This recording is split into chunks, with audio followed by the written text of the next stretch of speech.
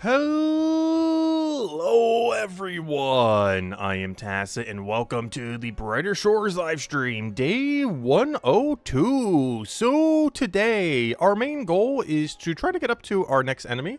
I believe we are currently on the blue blobs, trying to get our 10% mine of Metalith potions for later down the line, as well as then moving on to the Metaliths, which we're probably going to make a weapon for so that we can go and kill them a little bit more efficiently, which also end up giving the 8% potions that we end up needing, not just for getting up things like smithing, bone right, all that kind of stuff, but also for the amount of alchemy XP that it would end up giving way down the line. But beyond that, we are also officially finally quitting old school RuneScape. We've been playing it for the last 2 years. I actually started at the 10-year anniversary. I believe they're currently doing the 12-year anniversary. They're about to do it soon if they haven't already. But yeah, we're finally going to quit it after 2 years. This is, I think, our third time we ever quit. The first time was, oddly enough, around the same time Andrew Gower left originally RuneScape, which was around 2011. Beyond that, we ended up coming back around 2017 and then kind of stopped at 2018 when they seemed they were just going to go and kill all skilling in a game, which they continued to do over the next several years. And then after, when I finally came back in 2023 at the 10-year anniversary, I saw that they basically made the game into Iron Man only mode. So we ended up making a hardcore, ended up maxing it in a little over a year, ended up getting multiple top leaderboards, as well as most notably probably a top 20 collection log, which I think we still have, oddly enough, even if we do nothing in free to play. Currently, this is also the first stream of Brighter Shores. We are just playing Brighter Shores. There is nothing else running in the background other than everything needed to run the stream. So, yeah, it is literally just Brighter Shores for the first time ever after 102 days. As normally we're like clicking on something like old school in the background or something similar. But yeah, there is nothing there. It is just a singular Brighter Shores. Otherwise, it would be a second Brighter Shores, but multi-boxing is bannable in this game. So even though there's a lot of ways to work around it, I will be respecting that rule and not multi-boxing, even though it's really absurdly easy to work around. But they were just simply sticking with these 3 accounts one at a time and making some pretty good progress. Of course, as far as the alts, we've kind of been checking on them here and there, but of course, most recently, just as a quick recap on these alts, they are currently 20 all. They have finished out a handful of quests, most notably Lost and Found a couple days ago. But we have completed about half the quests, currently working on Lost Shipment whenever they need knowledge. I simply go and have them do fishing. This not only helps their money situation because they are very poor right now. absurdly poor. This is all the money he has to his name. 15 copper. Not 15 silver, 15 copper, whatever the lowest one is called. But yeah, he is broke. Luckily, he starts making money again at 50 bone right, and I'm pretty sure he has 50 bone right in his inventory right now, so we should be okay. But yeah, that's where the alts are. They ended up finishing out Lost and Found via the quest, currently working on Lost Shipment in order to go get that up while getting their knowledge points whenever they need. They already have them both double stacked, so we shouldn't need to worry about them for about a week, other than just simply checking on them whenever we end up doing so. Beyond that, of course, our main account recently has hit 200 all, and yeah, let's keep going. We are currently focusing a little bit on combat due to the reworks coming. We technically have not 200 all the combat, but after the merge, they are. Our combat level will be over 200 with what we currently have, so we should be fine. Anyways, hello Isabel! Hello MK Jets! Hello everyone else! Welcome! We must have a secondary grind. I know, it's going to be my secondary grind game now. In all fairness, I will probably still be doing old school here and there. When I say quote-unquote quit old school RuneScape, I mostly mean end membership. I might still be doing some free-to-play grinds, most notably just spamming Castle Wars, because one childhood dream of mine for that was to get the full golden armor, which I think we have to AFK for, if we do max AFK, like 19-minute AFK doing nothing, I believe it is 800 hours. So no worries, we will still have something going in the background at some point. I'm just not bothering to do it for the next few days. But once I get a setup for it that would kind of end up working out, we'll probably start running that in the background, I guess, technically. So technically, we, it's still RuneScape related, but I'm not paying them a single cent after everything that's been going on with them recently. So until they figure out what's going on or do some kind of mega discount or do something, because they have price hiked the yearly membership by like 40% compared to what I paid last year, is absolutely absurd. So yeah, I'm not going to bother renewing. Oh, yeah, I need the other 2 pods. I didn't realize our daily thingies ready. Let me go do our dailies. And we'll be on our way. Actually, that should have been like just recently happened too. Because I know for sure I took this around like, what, midnight last night? This has only been sitting for like 10-20 minutes. Okay, that's fine. Let me go run these 2 and let's go from there. Oh, I guess we'll take the other one first since we might actually be able to utilize some of this 7% pot. And our main goal for today, as we mentioned, we are doing combat. The main focus will be on getting the slimes killed until we can get to about 150-ish. So we can go to the Metaliths and then just doing 1-to-1 Metalith. Hey, it's Gold Rocket again. Wonder what he's been up to. I've seen all of his content so far. He's been doing a room-locked account. I believe that is his main account. He has 3. He has a main account, an Iron Man, and a room-locked account. Though, of course, we went down the route of just doing 1 per class, which I feel like most people did. Maybe we'll do a poll for that at some point. Though, based on our polls, it seems like a lot of people haven't really bothered with the alt accounts.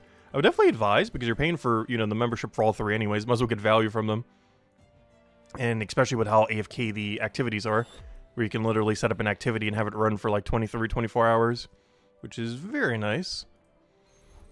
Also, hello, Glorp. Welcome, welcome. Good news, though. Once Builder is released, you can cash in the Bone Mill Cement. Yeah. I'm going to mostly be using them on my alt, because all that cement is pre-200. However, depending on how long it takes them to get around to Chapter 5, which at this rate I would assume is like 10 years from now. No, it's kidding. But in like 4 to 6 months from now, when they actually get around to Chapter 5, my other account should hopefully be at the point of post-200 Bone Mill, which means I could actually use it. For example, if my alt gets to... if they delay it enough that my alt can get to 264 bone rate. Currently, I believe it's level 50 or 49, somewhere around there. We just looked at it, whatever it was. I think it was 49. But once it gets to 264, I can actually use their bone mail. All the ones pre 200, I'm going to be saving for the alts. And any of them post 200, I'm going to be saving for the main, since it's actually, you know, good. So that's currently my game plan with that, in that particular regard. But yeah, you do get AFK builder supplies currently from doing bone rate. Honestly, out of these 3, I would say Bone Rate's actually the most useful for Chapter 5. There are a lot of tie-ins that it has directly with Chapter 5. It even seems like the armor shards and everything, you'll be able to go probably dunk for EXP as well for Bone Rate, which is pretty convenient. Which will be even more free EXP towards it that you don't currently have now. So Bone Rate might actually become the easiest one to level out of all of these, whereas currently it's probably, I would say, the hardest out of the 3. But after Stonewall Hill, it might be the easiest. Because worst comes to worst, you could just dunk the bones from Gatherer and dunk the bones from Delver, and then boom. Even if you make almost no equipment out of it, it's going to be a lot of Bone Rate XP.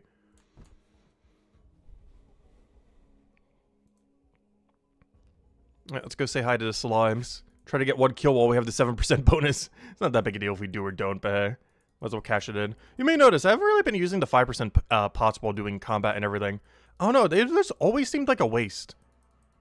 At least for combat. There's a lot of things where it doesn't seem like a waste for, but something about it just does not feel worth it. Honestly, even these cryo pots barely feel worth it. We're at the level range where it still matters a little bit, and sometimes it helps us save a healing pot, which is actually good. As the healing pot is way more expensive than the cryo. The cryo, I think, is like 2.5 silver. The healing pot's almost like 6 silver each, like 5 point something. Every single one that we end up doing. Luckily, we were matched with them. We are exactly even. We're level 143 fighting a 143. Notable drops that we've gotten off stream include, I ended up making this rapier from scratch.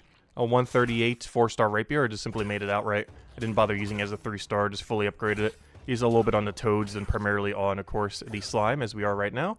Beyond that, yeah, I think we didn't really get that many for drops.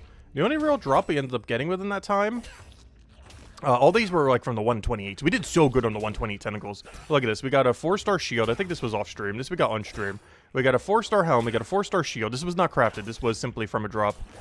We got a 3-star body and a 3-star glove. So any two that are really far behind right now. Well, not even that far behind, but the 4-star leg and boots. Actually, even some of the 2-star boots are starting to pretty much pass this, so we are getting to the point where they're a little bit less useful. I haven't seen one that's like definitively better. As far as the slime so far, I've only gotten 1 good drop, and it is a even better physical blade. We did end up getting one of these off the tentacles that we could have upgraded. However, this is even better, as yeah, it's already good to go. So we don't really need to worry about it, which is really nice. Oh yeah, by the way, the poll for today. The poll is... oh wow, it's actually going really heavy in one direction. Interesting. So which of these grinds for Brighter Shores should we prioritize streaming prior to combat rework? At 20%, although of course we don't have too many votes in yet, but at 20% is more combat. At 80% is post 200 alchemy and chef grind. Interesting. I was considering doing that. That's why it's on the poll. I didn't realize it'd be that high, but I don't mind doing that. What that basically entails is we would have to get... Actually, what is everything that would entail now that I think about it? Let's see, what would it be everything that would entail? That would entail getting fishing to 226 so we can start running the venture, as well as all the fish that we get along the way. That would entail us getting 208 gather, so we can start doing leaks, which would also entail doing woodcutting and carpenter grind probably, which is technically a Mines of Matubin weapon grind, but is also a grind I need to do anyways, because our current tree is pine, and while doing pine we get free gather XP, so I need that anyways because I can't gather properly until level 208 gather. So I basically have to get 208 woodcutting while gathering the 4 little nodes that we could do while doing it. And then after that, we just do like dandelions until we get to 208, and then at 208 we can actually get the thing we want, which are the tier of leek that we can actually use for chef at 197, which of course is the main dish that we can actually spam if we really want to, though we'll probably just use it for contracts, though we could spam it as our best in slot XP rate as well if we so choose, which we don't get access to into 208 gather, which would be the main way to raise chef. Alchemy would end up being done by the same way. At 209, though I wouldn't do it until 219. To maximize how many +4 boost potions we could do. But at 209, technically 219, we can go make the fear potions. This also ends up giving us gather XP, as whatever we don't get from the woodcutting grind, we will simply go and gather the 194 dandelions, and just bank every single one of those, as those end up doing the 12 potion. I won't end up getting the first component of it, and just simply buy from the shop whenever we do the alchemy for it down the line. And that's basically what that grind would entail. And the weapon supplies grind would basically entail, oddly enough, also the gather, woodcutter, carpenter grind, maybe just without doing the leak part. But it would also end up being, of course, a lot of mining, a lot of smithing, potentially even getting bonewright and stonemason beyond where they currently are. Stonemason in particular really needs to get to level 206 so we can start doing a post 200 activity. Luckily, bonewright can already do this, so it isn't too big a deal. We can kind of get it up whenever. However, we are a little bit more bottlenecked on how we can get up stonemason right now. So if we were to prioritize it, it'd probably be like a mining stonemason kind of grind. Something along those lines. I will still be incorporating when we do combat, either on stream or off stream, doing mining combat, particularly when we get to next tentacle at 169. Nice. But at 169, we will be doing the tentacle thing again that we were doing the other day. Actually, like yesterday, where we're doing the kill tentacle into 3 mining, into kill tentacle into 3 mining, into over and over again. Oh yeah, I never did show the supplies, by the way, by the end. We had about 1,200 ore, or stone, whatever you're going to call it, that one andesite. I always forget its name. Or not forget, I have no clue how to say that word. But we got about 1,200 stone, and about 400 something tentacle suckers. So that's not too bad. We need about 7,000 suckers based on the math that I did a while back. However, that 7,000 sucker estimate did not put into account a couple things. The main thing being, I might not be doing them all the way from there to there. Because my initial calculation was based on 238 to 277. But there is a chance at 267 I actually do the 8th K activity to start getting the 8% Mines of Matubin potions, so that we can start utilizing them for stuff in Mines of Matubin. Most notably probably Stonemason and Bonewright, as those two are going to be a little bit more annoying to end up training compared to our Blacksmith. So mostly just Bonewright then. Long story short, it's probably going to Bonewright. Every single one of those 8% pots, probably going straight to Bonewright. And that's going to be the game plan for them. So we actually won't need nearly as many as I initially anticipated. What that exact number is, I have no clue, but I'm hoping that in all of our grinding that we end up getting to it. I'm still not sure how deep we're going for combat. There are 2 angles that we could do. We could go to about 200-ish and be like, okay, we're done now. Or, if we really want to go combat heavy, we can go to the 257 tentacle. When can we start killing this consistently? I have no clue. We could start trying to kill it at 207, and we could successfully kill it because you could just walk back and heal. I'm just not sure how viable it really is at like 210, 220, 230. At 240, we could definitely take it. I'm just not sure how we'll fare against it prior to 240. As even at 240, we're 14 levels under it. But this is really, really good, as we could do the andesite once again, that one stone, but also get a huge amount of suckers every single time. Like, every single drop's going to be like 3 or 4 of them. I don't know, we'll see. I'm not sure if we're going that deep. I'm not sure if we even have enough time to go that deep. Hopefully after the Q&A next week, when they do the combat Q&A, we'll have more info on the approximate time when things are going to be happening with it. So we can kind of guesstimate, like, oh, when we need to do this, well, we need to do this then, so on and so forth. But for now, we're kind of just wide farming, just doing whatever. Honestly, it's going to be pretty much just whatever we want, now that we're technically quote-unquote maxed. Now that we're technically quote-unquote maxed, we can kind of do whatever we want. It'll feel like kind of when we maxed the hardcore at old school Runescape, where, yeah, we just got access to doing anything. And what do? We ended up hitting a tree for 4 months and burnt ourselves out the game because we went 1,500 hours over the course of 4 months without getting a single beaver pet. But, yeah, you know, anything.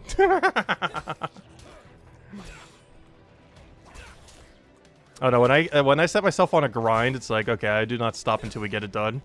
And that's problematic when the grind never finishes itself. The struggle with RNG. This is also one of the reasons why we will be enabling trading in this game. As fun as it is playing an Iron Man-like account and being self-sufficient, which I'll still do for quite a few things, going absurdly over drop rate by hundreds or thousands of hours is the worst thing ever in existence. And I'm hoping whatever Brighter Shores system will have down the line for boss drops, raid drops, unique cosmetic drops, has some kind of dryness protection. Like, just some amount. So you don't go like 1,000 hours over drop rate. Just, you know, just some small amount of dryness protection.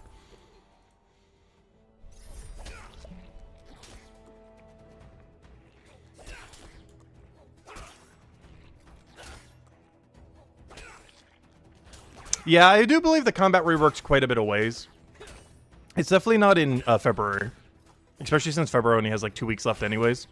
It's definitely a March update. It really comes down to, is it going to be like mid-March or late March?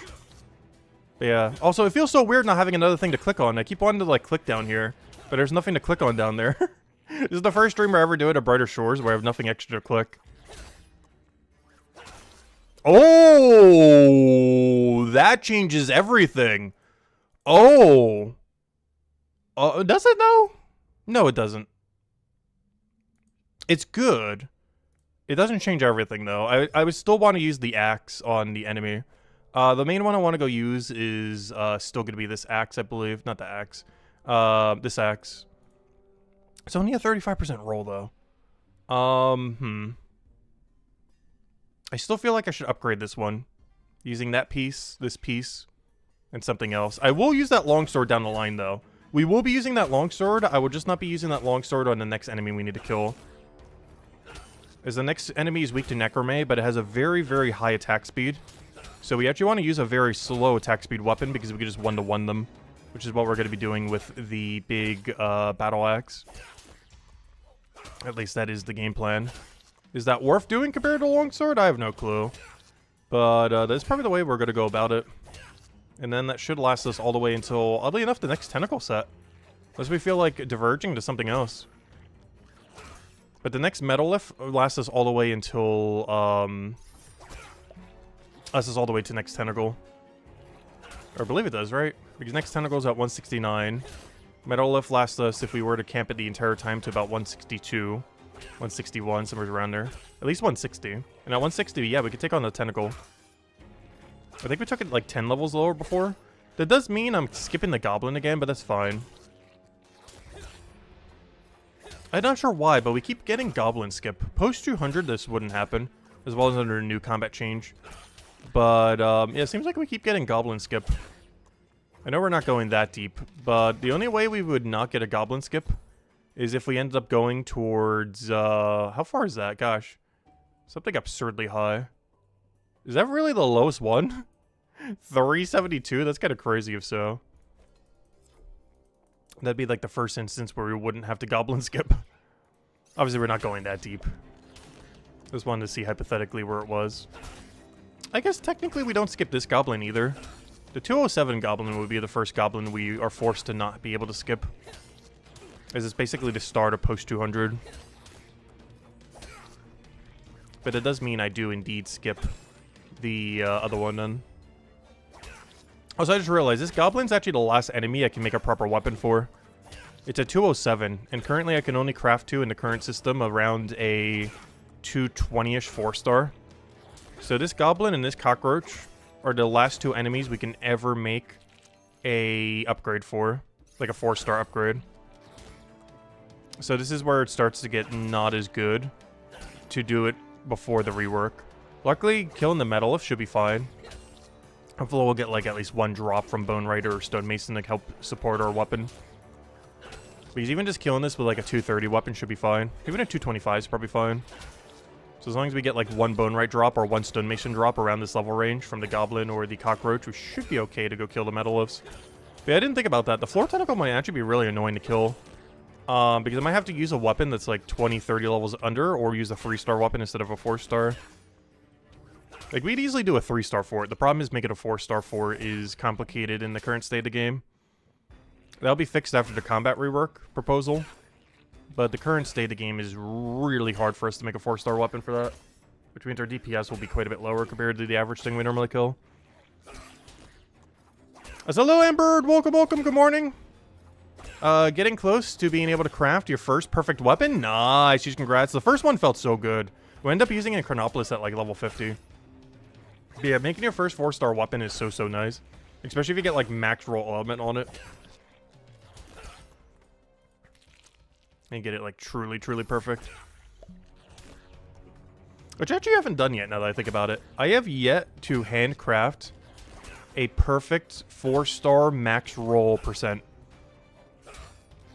We've done it like some lower level range, but I mean at like a serious level range, like 200 plus. We've yet to actually do it. We've done it at like lower ranges, like 30, 40, 50, 60, so forth. But I've yet to do one for like 200 plus at the moment. We have to do it at some point. Though I kind of want to wait until after the rework due to how the crafting change works. I don't plan to make anything other than what we immediately need for combat prior to the rework. Just because how the numbers are going to jump around and how much of a buff crafting gets later compared to now. As crafting gets mega ultra deluxe buffed after the rework, assuming they keep it exactly as they currently plan for the rework. Because it's getting a 5 times multiplier. So while we only have 4 chapters, it scales really absurdly well in the current state of the game. Or, you know, after the rework. As it makes it really easy to make gear for quite a while.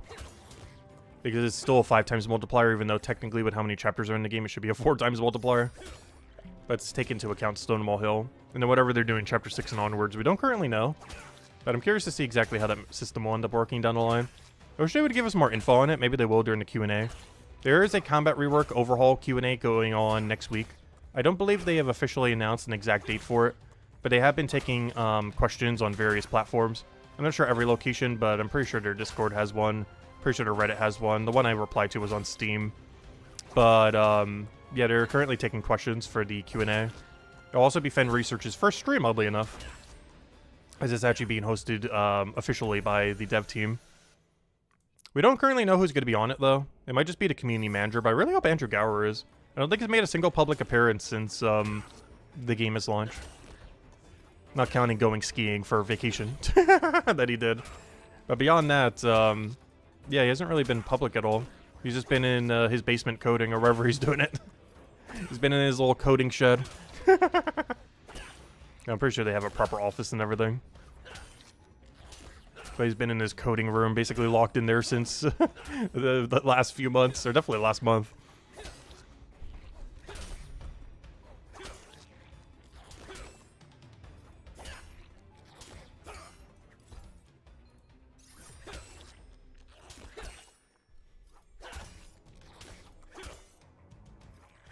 Alright, we're also getting really close to 3,600. Keep in mind, today's stream and tomorrow's technically second stream will be a little bit slower. I mean shorter. Also, that one video for the 100-day thing, definitely not getting up this weekend. But, yeah, I'm still busy packing everything, and it's taken way longer than expected. Because I mentioned it a couple times, but just to reiterate, from hurricane damage from several years back, there's still some floor damage from it that we never got repaired. So we're finally getting it repaired. They said it'll take about 2 days. They're doing it on Monday and Tuesday. So that means we're going to have absolutely no stream on Tuesday. And the stream that we have on Monday is just going to be like a really short 1-hour stream, pretty much like right after midnight. Since I still have some times to need to wait to 2 a.m. to be able to record the other thing for Gems of War anyways. So we'll probably do a stream for Brighter Shores around like midnight to 1. Definitely be the latest stream we've done since pretty much a launch when we did a 24-hour stream. But, yeah, we're going to be doing that. As I need to get everything out of the house that is touching the floor, including everything inside of it. So every single wardrobe needs to be completely cleared out. Anything touching the ground needs to be cleared out. And it is taking way longer than expected to move everything. Like, you wouldn't think it would take that long. But when you need to get, like, literally everything out of the house that's, like, touching the ground, that's a lot of things, if you think about it. Like, if you think how many things are in your house that are either touching the ground or are inside of something touching the ground, it is a very big number.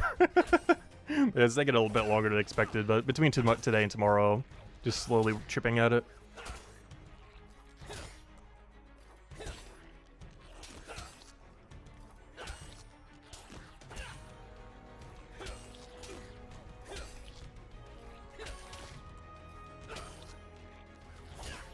Wild to see the game on hitting 1K highs and dips down to 500 players. Hopefully they do a little more advertisement. They said they will once you know, more of the systems and everything are in the game. I highly doubt they're doing anything prior to 1.0 though. And 1.0 at this rate is at least like half a year away at current development speed. But I mentioned in the past, I don't really care whatever the number is, as long as they keep the servers up and keep developing it, which they have been.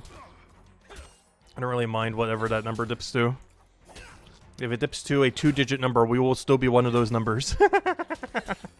Even if it dips that low, we'll still be around. I definitely played games with way lower than that have still survived.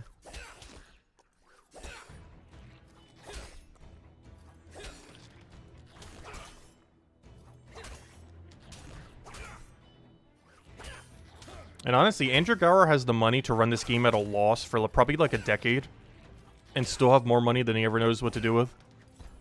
So in that regard, we should be fine. Obviously, he's not making a complete loss from everyone still paying membership and everything. But he could afford, he technically already has in the sense that, you know, this game has been developed for like a decade, making literally zero. But he could easily do that for another decade and still make almost literally zero probably, and still be financially fine. I'm not sure if he's going to want to do that, but he could.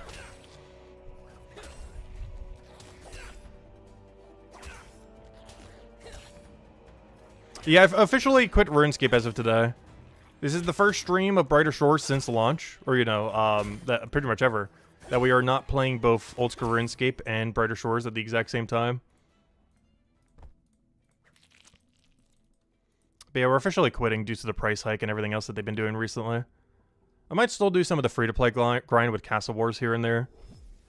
But I don't plan on renewing my membership unless they do a extremely absurdly good value for it. Like, I'm talking like $70 or lower for a year. Or if they finally fix their greed.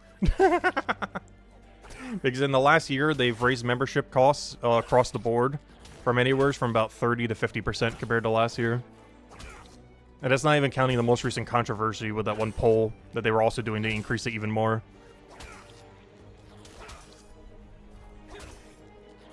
Someone's going to be taking a break from it again for the third time. This is pretty much the third time I've officially quit RuneScape. The first time was around when Andrew Gower left, which I didn't even realize. It was just, I kind of left because the game just didn't feel like RuneScape as much anymore. But oddly enough, it was around the same time in 2011 that Andrew Gower also left the company. So kind of coincidental. The second time I left was when I started playing in... So I basically played from 2004 to 2011. I then picked it back up when I realized Old School RuneScape is a thing. And I started playing that in 2017 to 2018. And I basically stopped playing when it seems like they were not supporting skilling at all and were just going all in on PVM to basically make PVM the only content in the entire game. And they were going just really, really, really heavy into it. So at that point in 2018, I stopped after about 2 years. And that's when we ended up making a defense pure and like a pseudo main. It was kind of a main, but it was mostly a main just to help the defense pure level better, which is basically just like a skilling account that only focused on skilling and not combat. And then in 2023, I finally came back to the game at the 10-year anniversary 2 years ago. I think they're currently having their 12-year anniversary, but 2 years ago I came back for the 10-year anniversary. I was like, it's a 10-year anniversary, might as well try it again. So since the game was becoming Iron Man only mode, I ended up making my first ever Iron Man account, which we ended up making as a hardcore to see how long it would survive. And it is still alive to this day. It has ended up maxing. It has a ton of boss leaderboards. It has top 20 collection log, which I think even at this exact moment in time, even with no membership, it still has it since it maintains its rank. And it's still alive. It's still max. It has the 20th highest progress of any hardcore still alive. And yeah, it just doesn't have membership anymore, so I won't be progressing it anymore, at least for now. But I might revisit that account at some point. But for now, we'll leave it in its currently alive state. Before we do something dumb and kill it. Now, I do want to actually go play that account in endgame PVM at some point again. Just no time soon. Probably around the time when Sailing comes out. And worst comes to worst, I might bond it up in order to go play Leagues next year. Because I will definitely try Leagues 5, 6, what is it? I don't remember. Whatever the next League is. I tried it for the first time ever last year, and it was a lot of fun. Or technically 2 years ago. Then we did it again last year while also doing Brighter Shores simultaneously, and that was also fun.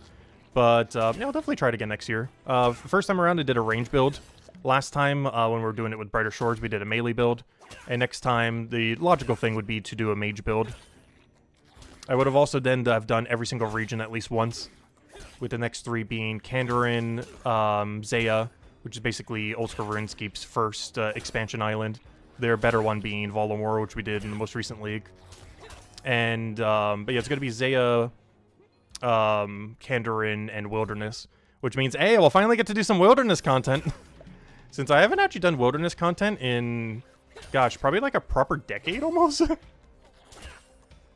Because the Defense Pure kind of did, but it wasn't really doing combat. So I haven't really done Wilderness since like 2007? Like properly. But yeah, it's been a while. And they've definitely done a lot of changes to it. Though it is actually really similar to how it was back in like 2004, 5, 6. A lot of the layout of Wilderness has never changed. They've added content to it. But if you look at a map of Wilderness in like 2001, 2002, and you look at a map of Wilderness in modern day Old School RuneScape, it is actually like 90% the same. It's actually insane how like almost 1-to-1 it is. Even though it's gotten like 2 decades of content. Oh, I'm starting to run out of inventory space. Oh no, what do I start getting rid of? I'm getting to the point where I can't really upgrade these anymore. So I think I start getting rid of some of these, like withdraw this and put this in. Oh no. We're starting to over-encumber our bank.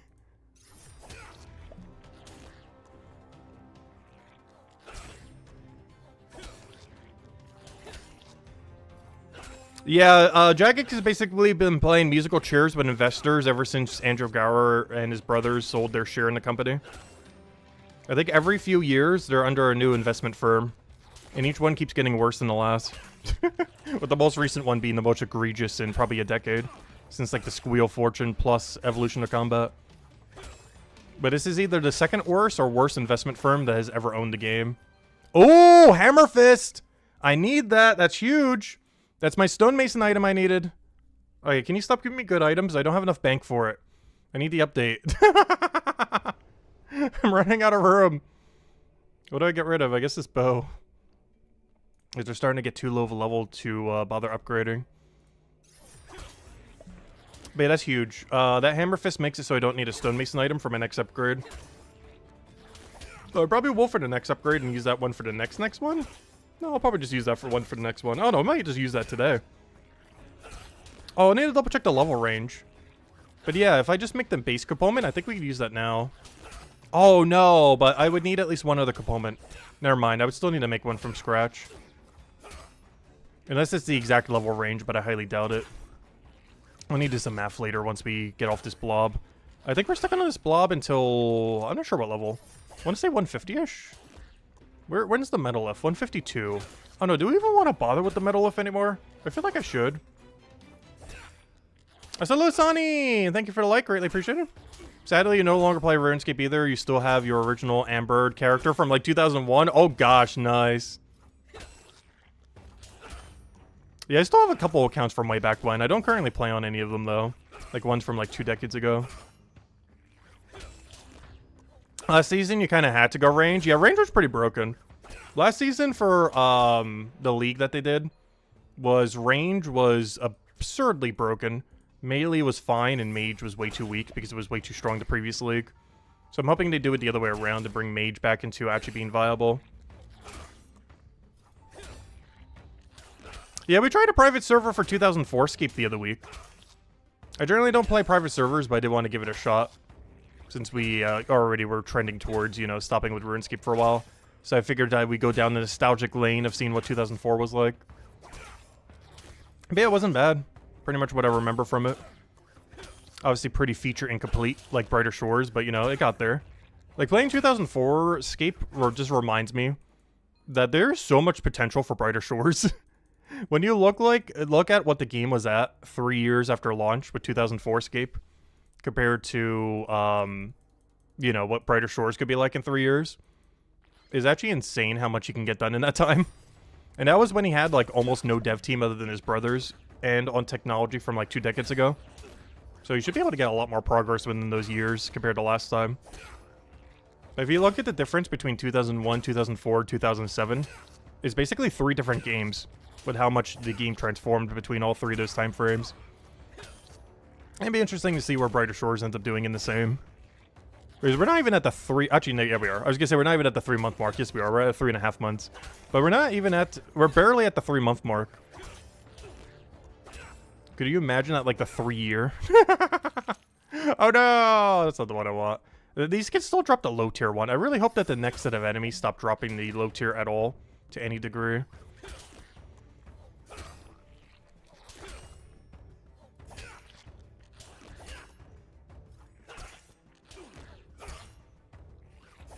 Also, you know what I've been nibbling on recently? I always do this like every Valentine's Day, because for whatever reason, the areas near me only stock it then. Nibbling on those Cella's cherries. Those chocolate-covered cherries. I'm not sure why, even though I could always order these online at any point. Stores near me only ever sell these around Valentine's Day. So I always make sure to get a few. That way you can check if the box is broken or not. Because whenever you order them online, sometimes they get broken, sometimes they don't. But if you're checking in person, then you always know that's not broken. So that they're not leaking or anything, which just makes a big sticky mess. But, yeah, these things are so good. But I never order them online just in case they get, like, broken in transit. Or is it the store you could easily check? But for whatever reason, no stores near me sell these ever other than during Valentine's Day. At least not any within, like, a really close range. It's so good, though.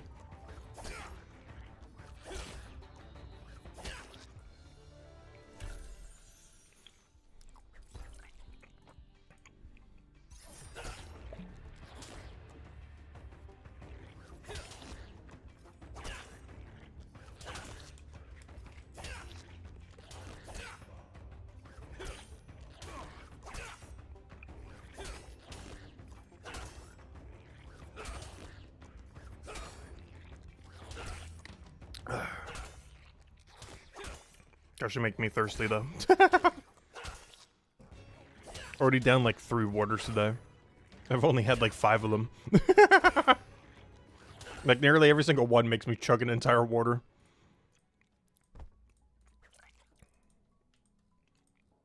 Yeah, we should probably go bank soon. I really shouldn't be picking up all these other drops. But, I know, I have been recently. Is it worth it? Probably not. It just feels bad keeping them on the ground.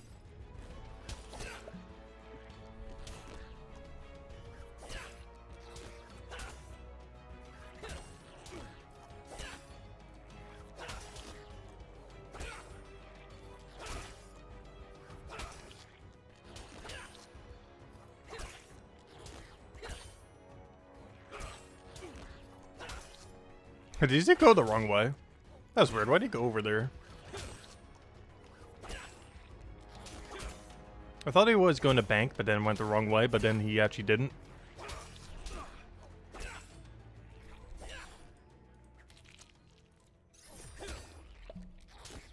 Also, I didn't get too much value out of this weapon. I used it a little bit on the toads. At like 136, 7, 8-ish. Oh no, it had to have been 138. Yeah, I barely got any value from this weapon so far. And I can't use it on the next enemy if we do the Metaliths, because they are immune to blue.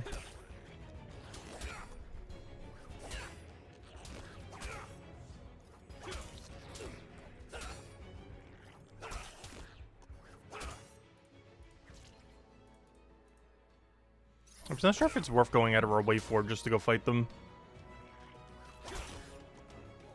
Because the other scenario that we can do is if we blob to like 152, 153,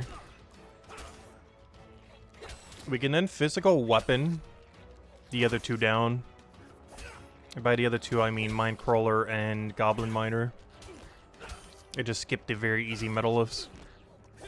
Like we have the Cockroach and Skeleton Miner. Because that's the other angle. I don't know, we'll see. Either or would work, though. Alright, let me go sell all this junk. Teleport to Hopeport. I'll figure something out. As one thing I hope the new combat system does change, though. Since they're making it 2,000 levels, I hope that at the early level range, you actually have to camp an enemy for some amount of time. But how it currently works at the low level range, aka like pre-200, you can skip like 2, 3, 4 enemies at a time. You don't actually have to kill every single one of them. You can skip so many of them.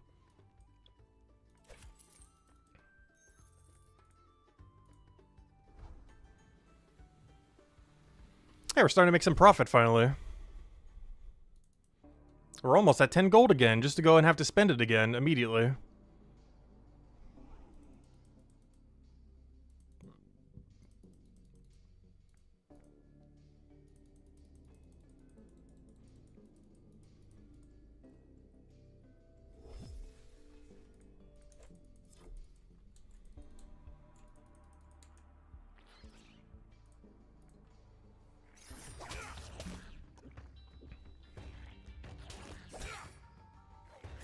But yeah, we'll definitely try the Metalith this stream. I'm just not sure if it's worth making a weapon just for them.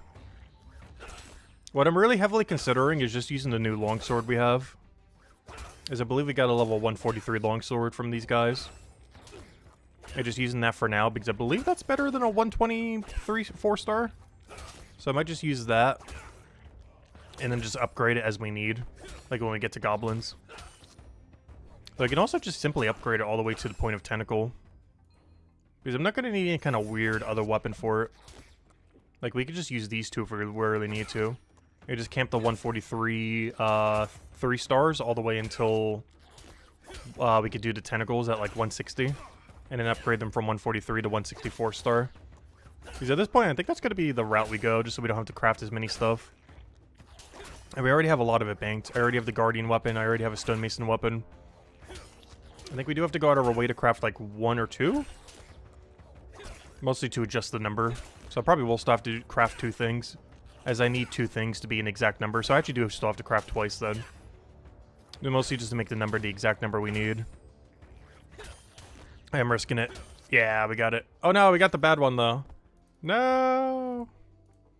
Hello Rico! Welcome, welcome, Ombudsman Wall. Chef supplies run? Basically the chef one is the main 2 that we're missing is 226 fisherman. And 208 Forger. I mean, Gatherer, I mean. 208 Gatherer for the leaks, which is actually the best thing we could be doing for XP right now for Chef. And 226 for the Oyster Venture, which would also unlock us our Venture if they ever start adding more Venture slots, so we don't need to go out of our way to grind that.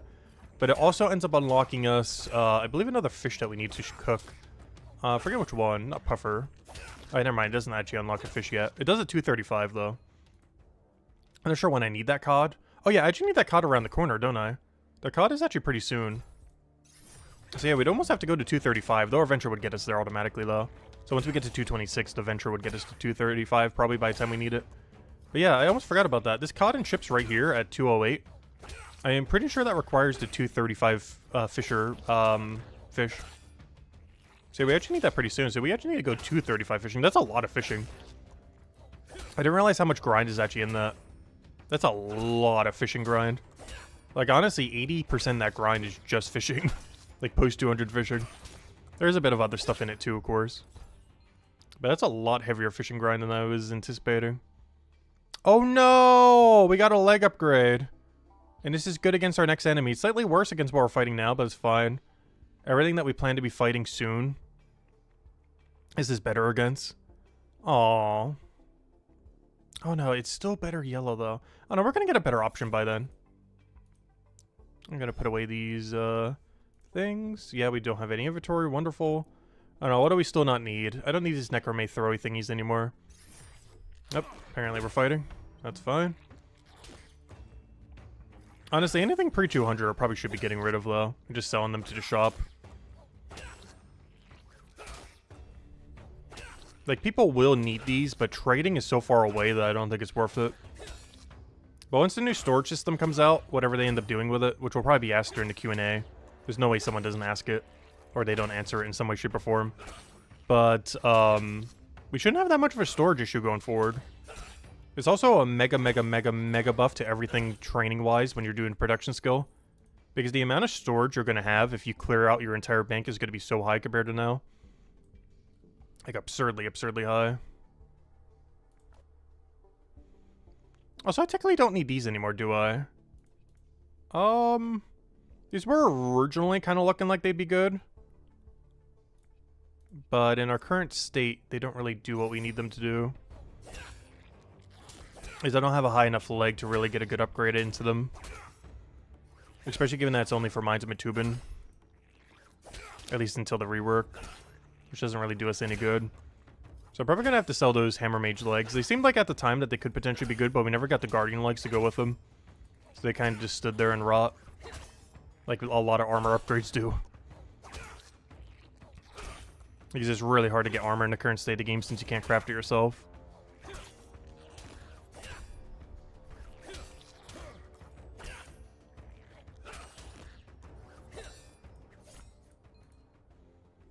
But yeah, let's keep getting rid of whatever junk we have here. That's just like definitive junk. Let's see, definitive junk. These are getting close to definitive junk. Which I think they are already definitive junk. The shield's up in the air because this might actually still be upgradable to a decent state. So I'll keep the shield for now. And technically this rapier is also definitive junk. And technically this shield too, since we're going to be upgrading the other one. The 83 shield that goes with it. Oh, this is an 87% roll, but honestly, unless it's an 89%, I'm probably not keeping it. This is a decent roll, but it's not a perfect roll. It's still 2% off. While it's nice, it's not as nice as it could be. I'm only using an 82% right now, oddly enough. Just because it's generally not worth constantly re-rolling for more.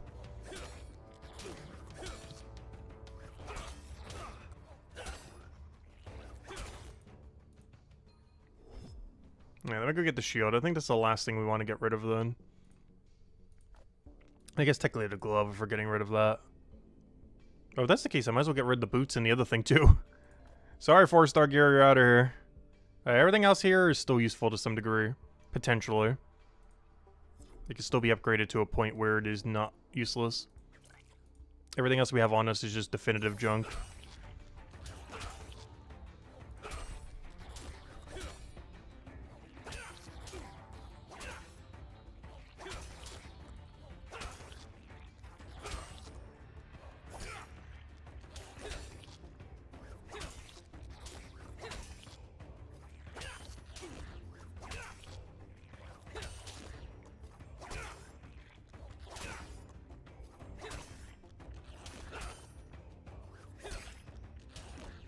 One funny thing that could happen, though, if we get a Guardian armor from these, we could upgrade our glove or body.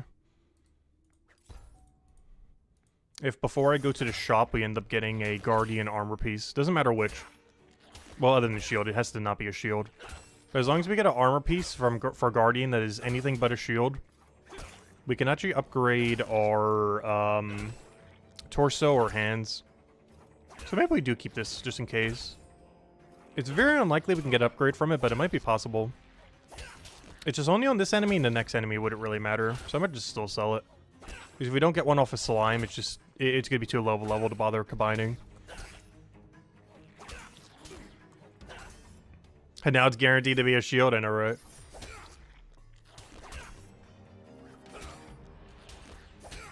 Yeah, once our inventory is full, I'm just going to go to Hopeport and just clear out everything. Just so we can get a nice clean inventory. Because we got too much high rarity junk in my inventory right now. Probably should have waited till we got to the Quartermaster, but I just wanted to make sure we identified what all the junk was. And this is all the junk. Soon to be our longsword as well, but I'll hold on to it for now.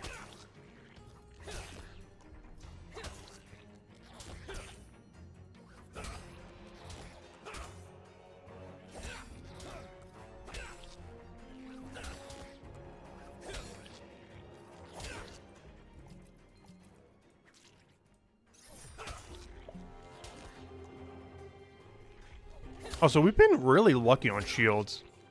I believe this was the first ever 4-star shield drop I ever got. And so far, I haven't needed to make my own shield a single time. We just keep getting 4-star shields.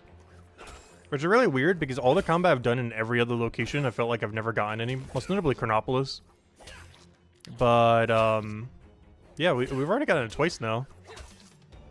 His rapier we crafted, but this was a drop shield. That we just made the same level as the shield.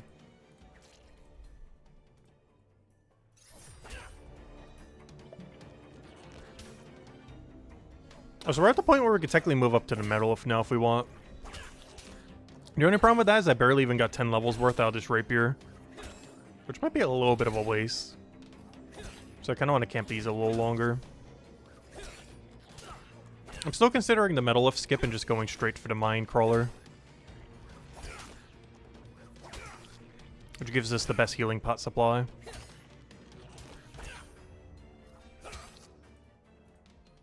One interesting thing after the update, though, if we get infinite ammo, Cockroach becomes safe spottable if you have infinite ammo.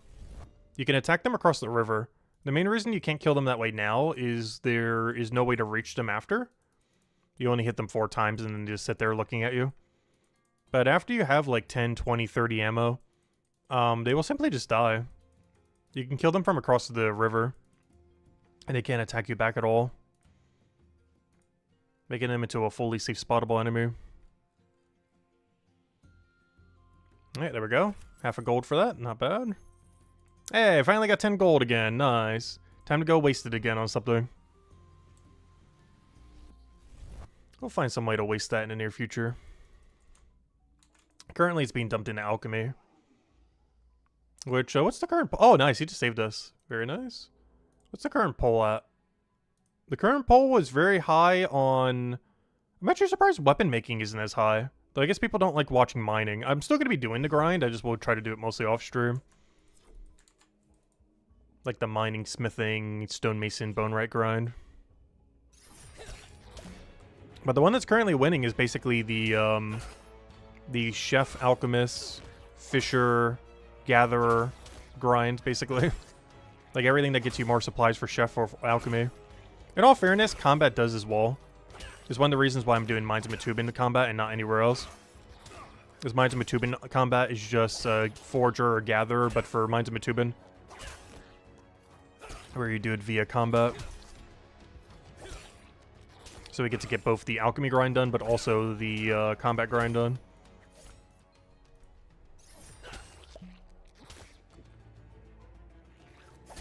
That's what all this little slime stuff is. We won't be able to use it for a while, but when we do need it, we need like tens of thousands of these. So it's good to stock up early, as we might not be able to use these for months, if not half a year, if not even a year. But when we do need them, we will be so grateful we have like 5 to 20,000 banked.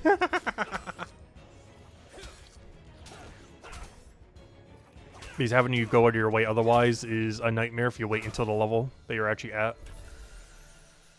Like, you definitely don't want to wait until level 400, what is it? You definitely don't want to wait until 412 alchemy to start collecting these guys for sure. Otherwise, you're going to be in for a very bad time. Imagine reaching 412 alchemy. It's like, how many do I need for this? Oh yeah, I only need to go make 47,000 of these potions. How many do I have banked? Oh yeah, 0 and 0.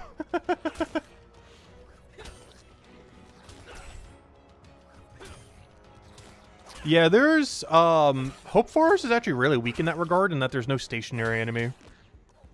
Hope Port has 1. Mines of Matubin has 1.5, where it has 1 now and 2 later down the line. And, Chronopolis also has 1.5, where it technically has 1, but there's a second one that is either a glitch or a feature. It was the Wasp that we showed that one day. You can safe spot the Wasp behind the fence that you get as a reward for Spirit Essence Quest. It's hard to tell if it's intended or not, but it has existed since day 1 and has not been patched yet. So there's 1 enemy in Chapter 1, 0 enemies in Chapter 2. Technically there's a stationary, but it hits you back, so it's basically not stationary. 1 in Mines of Matubin, though 2 after the combat rework, once we get the skill tree and everything with more ammo. And then 2 in Chronopolis as well. But Chronopolis is the only one in the current state of the game that has 2. But Mines of Matubin after the rework would also have 2. With Chapter 2 being the main outlier with 0. As the stationary unit in that chapter, while stationary has a range attack. Basically making it unstationary.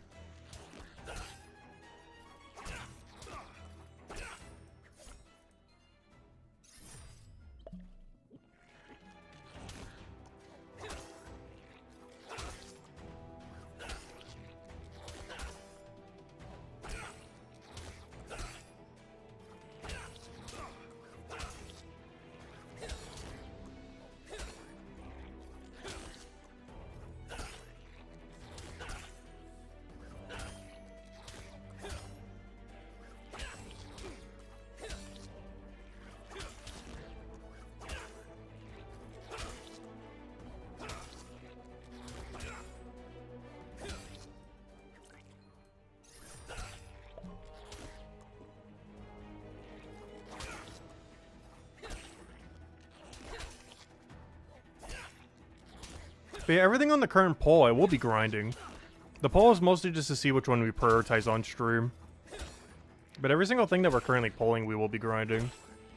Like, I want to start grinding all the supplies we need for chefs so we can start doing post 200 bounties consistently while being able to gather every single resource ourselves. Which I would also start making quite a bit of money. Well, chef is generally not known as making a ton of money compared to something like leatherworker. If you source all your own supplies, it makes a pretty decent penny. Like, compared to merchant at the same level range, I think we're making, like, what, almost double for each turn-in? Or at least, like, 20-30% more. I guess it depends how far it is. Also, I guess it depends on the supply as well. Like, this one's giving us really little. But then there's other ones that if you already had all the supplies, it's actually pretty good. So it's a bit of a mixed bag. Merchant's definitely better overall, though. But honestly, chef is not that bad if you source all your own supplies already. Like, it's not as good as merchant because of how much extra steps it has, but it's not horrible. Yeah, range-only DPS builds are going to be really funny after the combat tree. We don't know exactly what they're going to do to balance that, but armor might not even need to exist. Like, Armor Maker skill by Chapter 5 might be a complete joke, in the sense that the combat meta might be just to range everything and never even let an enemy get into combat range of you. The exception, of course, of that is enemies that can range you back. But there's a good chance that any enemy that simply uses melee only will be infinitely kiteable. One thing we didn't see on the previous combat tree, though, that we saw in the first but not the second, is there was no movement speed increase.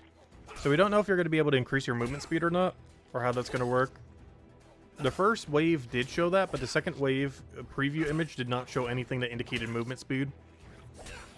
But if you have near infinite ammo and higher movement speed, you can kite pretty much any melee enemy in the entire game, making every single melee enemy safe spottable, essentially.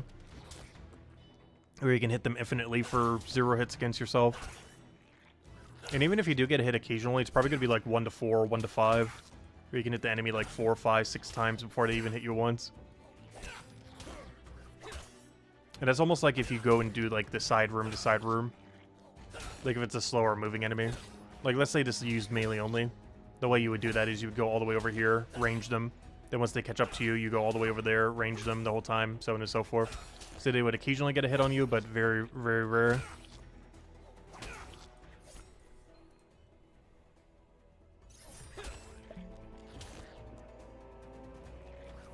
Like you would hit them like a good 4, 5, 6 times before they would get one hit. And then do the same thing again in the other direction.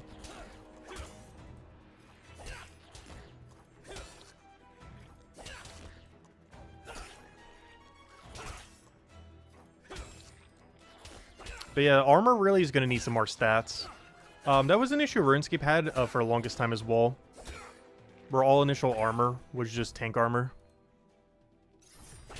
I don't think it was until 2005 that RuneScape got its first ever non-tank armor.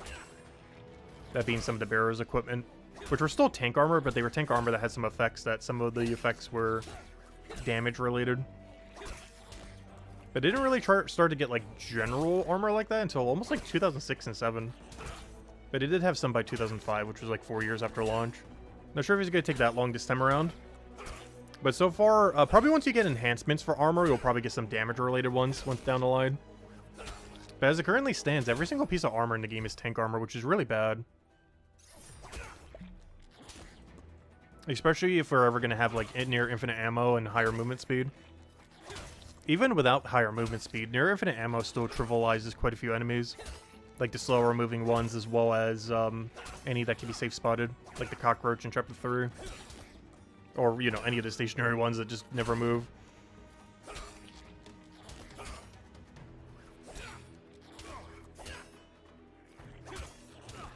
Yes, I do believe every single class will have a similar special attack. Like, if I had to guess, every single class will have at least one lifesteal effect on a Necromay weapon. Every single class will probably have some freeze effect on one of their weapons. Maybe not necessarily their blue one, but definitely at least one of them. Every single class will have, you know, stuff like that. Like, I feel like every class is going to have similar mechanics. It's just some classes will do it better than others. Like, obviously, Cryo Knight will probably freeze way better than the other ones as far as freeze duration. Something like Hammer Mage probably has a better burst damage spec compared to the other two, stuff like that. Where it'll all likely have a similar mechanic for special attacks, but they'll all do it in a slightly different way. With one of them doing it slightly better than the other two. And the two that Cryo Knight are likely to be the best at is Lifesteal, because they're supposed to be tanky and everything. And they also have the two slowest Necromay weapons, aka the ones that will likely have the best special attack. The special attack Necromay Javelin and the two-hand Battle Axe. But the two-hand Battle Axe probably having the really good one, because it's actually the second hardest thing to craft. Which is the hardest thing that for Cryo Knight to craft. And the second highest requirement. So it'll be interesting to see what kind of spec this thing ultimately ends up getting. As it's even higher than our main hand, like, blue weapons. Like, every single one of them. Whereas that's not the case for quite a few other classes. Like, for example, for Hammer Mage, this is where your yellow two-hand is, which is likely to be your best spec weapon as well. Oh yeah, what did Guardian get here? Because this seems to be the really good, slow-hitting spec weapon category. What did Guardian get for this? Oh, yeah, that's interesting. They all got a good spec weapon as their second to last. In the case of Guardian, you got this... I believe this is the slowest-hitting fire two-hand as your spec weapon for the second to last. Hammer Mages got it actually on their main weapon. Which probably is the most beneficial one out of the three of them. Hammer Mages end up getting on your big yellow two-hand. And then Cryo Knights got it on the Necromay one. They have the slowest hitting Necromay spec thing there. So it'll be interesting to see exactly what they get then. Because all three of those are probably the best spec weapon for every class. Cryo Knight being Necromay, Guardian being Fire, and Hammer Mage probably the most beneficial one because they got their main color as yellow. So Hammer Mage would have the best spec in that regard, like I was saying. This is the most beneficial of the three of them. Not to say that the other two will be bad, but Hammer Mage definitely got the best of the three since it's their main color. Whereas both Guardian and Cryo Knight did not get their main color for their main spec weapon. For their main two-hand slow-hitting spec. Like, that's almost guaranteed what that item is. It sure seems like it is. Because it's really deep on every single one of them. And it's also the slowest hitting weapon for each one. Or, you know, tied slowest.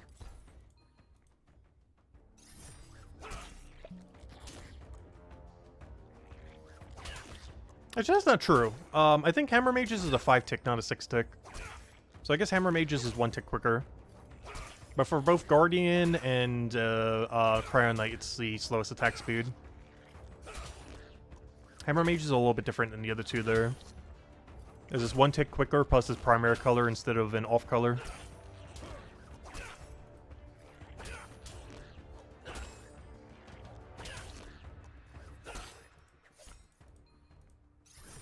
Oh, no, I hate when I do that.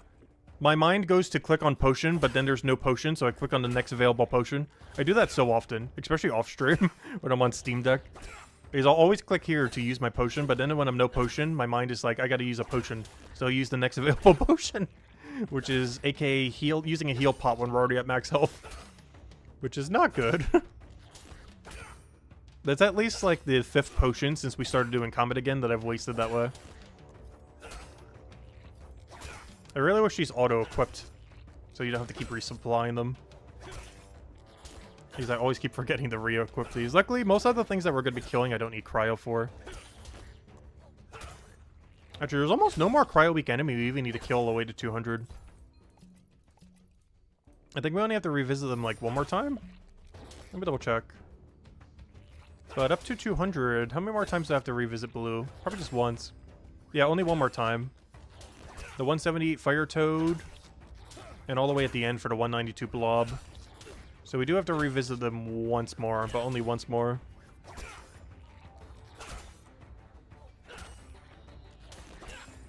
And honestly, I might even just skip Fire Toad and just go straight to Blob. I mean, not straight to Blob, but make like a physical weapon here rather than a blue weapon.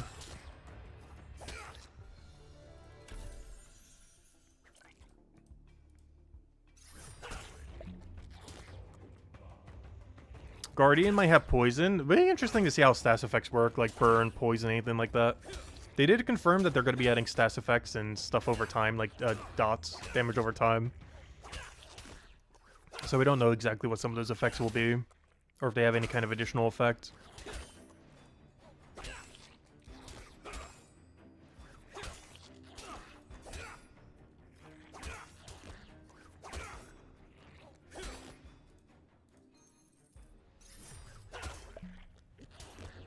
It's always fun when damage over time has some effect beyond just damage.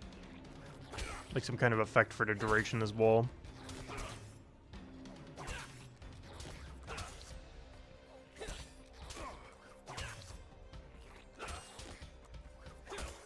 Like maybe moving slower when poisoned, or, you know, doing slightly less damage when burned, or something similar.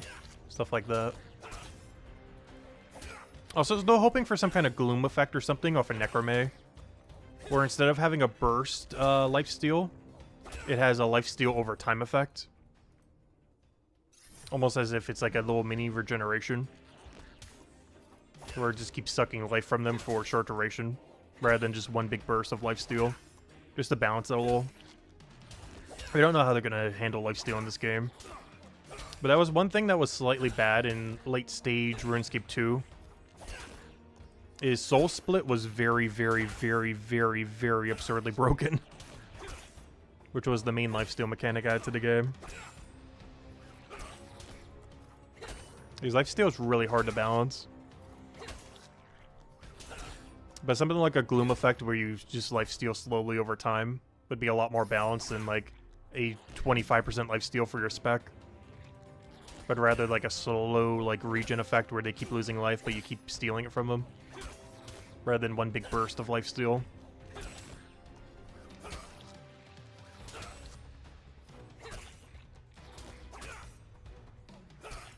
Because there's a good chance, as we were mentioning earlier, Cryo Knight will probably get the best freeze and the best lifesteal mechanic. Because it's supposed to be the tankier class anyways. It has a lot of things gearing towards being a shield wielder.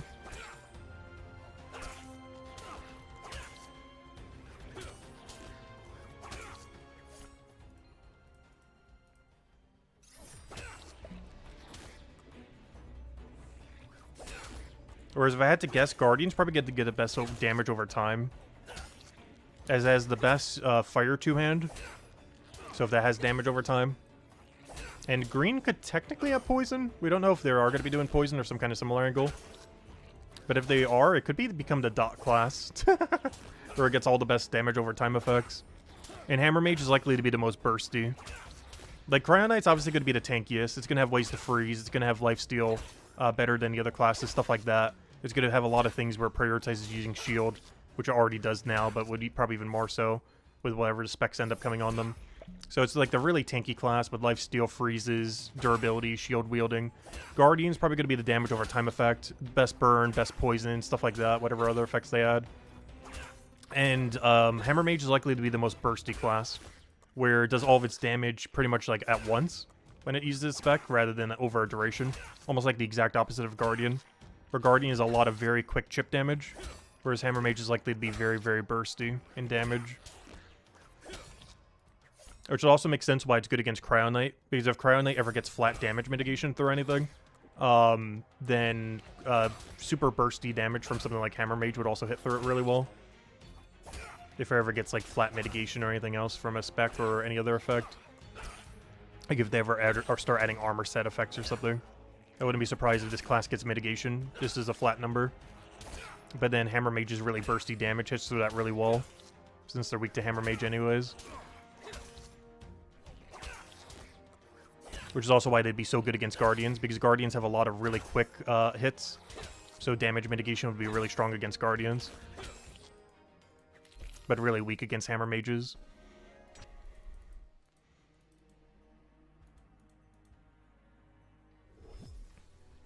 But I'm really curious to see what they do with it. Because we can already see some of that in the game with design-wise, with where the levels are for like Smithing, Stone Mason, Bone Rate. But it'd be interesting to see exactly what the full dynamic is. Because you can kind of see like the fragments of it, but until we actually see what all the special attacks are, what armor set effects are down the line, stuff like that, we don't really know. But we can kind of see it here and there, like the gist of what it's likely going to be. It's just the specifics we don't really know until it happens.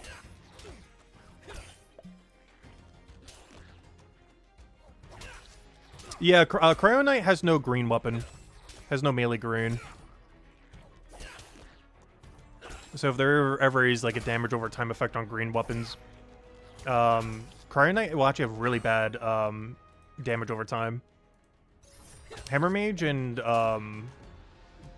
Cryo Knight both have a pretty bad amount of it. If there was to be any damage over time on what's it called? On Cryo Knight, it would likely be placed on the... Actually, probably not. I'm not sure where they would put it. It might just get none. It might literally get none. I was going to say they were probably going to put it on the slow short sword, but that's more likely to be a bursty weapon than a damage over time weapon.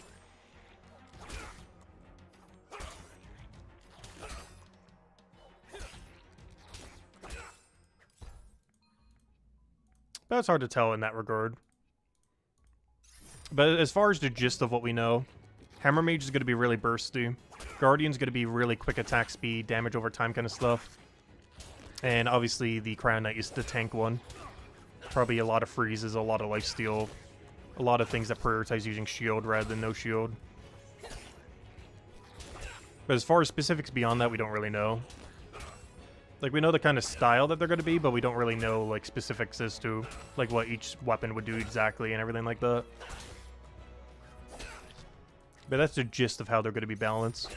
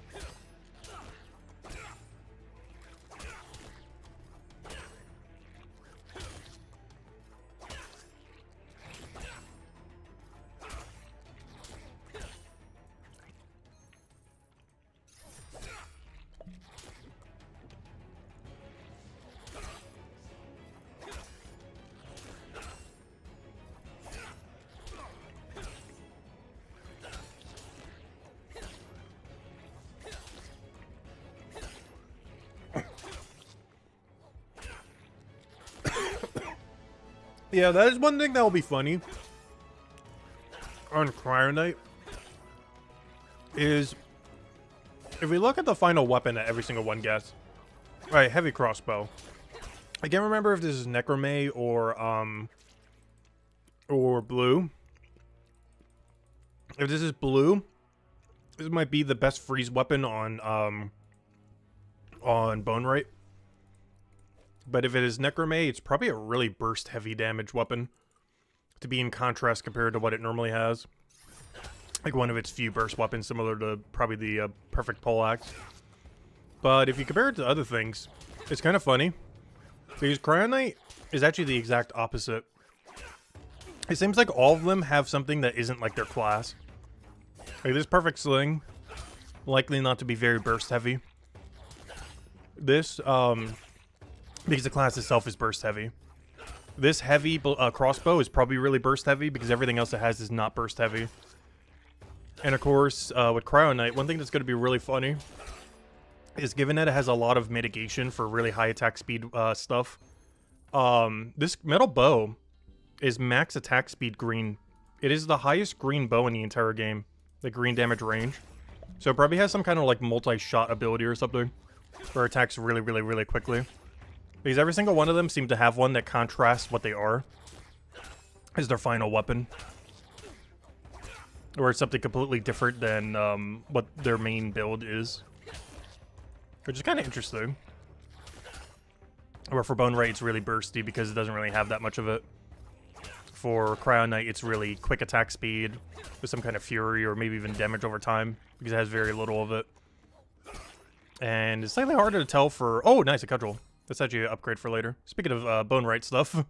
And then Hammer Mage, because they're really bursty, would probably end up getting something that is not bursty at all. What exactly a sling would do, I have no clue. Maybe a bind effect? Does anyone know what color this sling is? I actually don't remember. I know... actually, I forget what Guardians is, too. I know Cryo Knight's final weapon is green.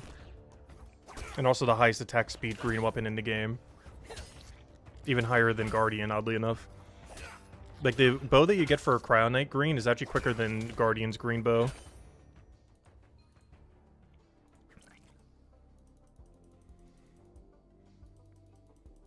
Were there people still camping one combat? I have no clue. I would highly advise not camping one combat with changes that they've done. The best thing to do would be, if you are wanting to camp one combat, is camp your second highest combat until it's the same level as your highest combat. Would be the most beneficial thing you could do if you want to camp only one combat right now. Is camp whatever one is your second highest until it becomes you're tied with your highest or closer to your highest. That'd be the best way to prep if you want to do combat before the rework. Is either get all your combats to about the same level, based on whatever your highest one is currently, or get your second highest combat to be the level of your highest combat, or at least closer to where it is now. If you want to prep with combat right now, that's the best way to do it. So our best option is to do Mindfighter up to about 271 or so. I'm not sure if we're going to go that far, but we're definitely going to go closer to that number.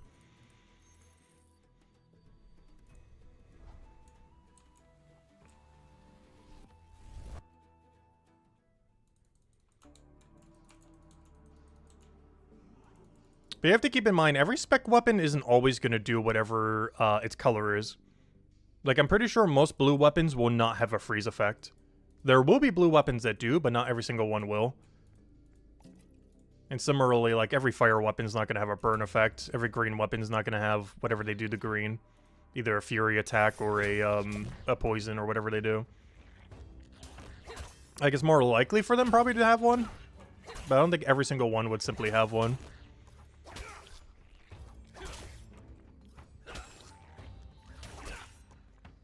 We also don't currently know if you'll be able to have more than one special attack on a weapon. Like, if every single weapon definitively only has one, or if there's a future ones you can unlock, like a second or a third variant.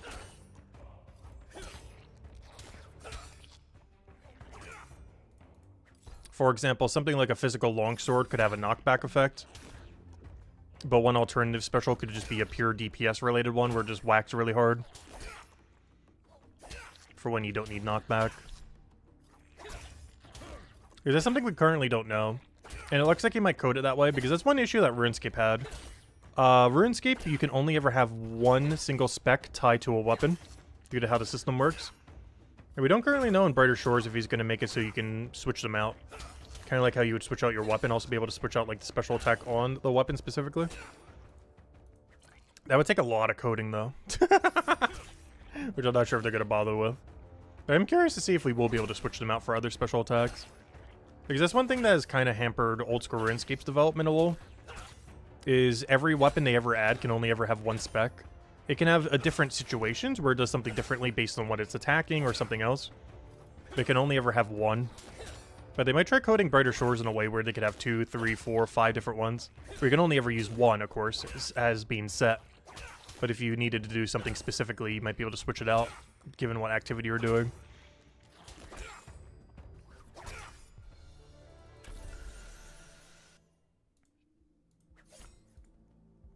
Because something like a freeze effect, that's pretty cool. But if you're fighting something like this blob, where the only thing you care about is doing damage to it, it might have some kind of really big blue burst damage or some other thing like that as an option. Because if we had the option between freezing this thing and doing slightly less damage, or just guarantee doing blue damage at a really high number, we would definitely be taking the blue number at a high number. Whereas in PvP, you would always want the freeze. So I'll have to wait and see.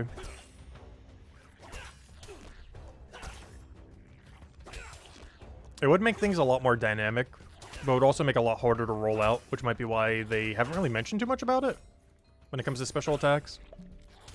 We might get some info on it on the Q&A, though the Q&A, while focused on combat, will probably be quite a bit less focused on the combat tree and special attacks. It's probably going to be on the nitty-gritty of everything else. I don't think there's going to be too many questions on how special attacks and skill tree are going to work. For Wave 2, it would, but none of that's coming in Wave 1. So I highly doubt they're going to answer too many questions in regard to it, if any at all. As it's technically not applicable to the upcoming update.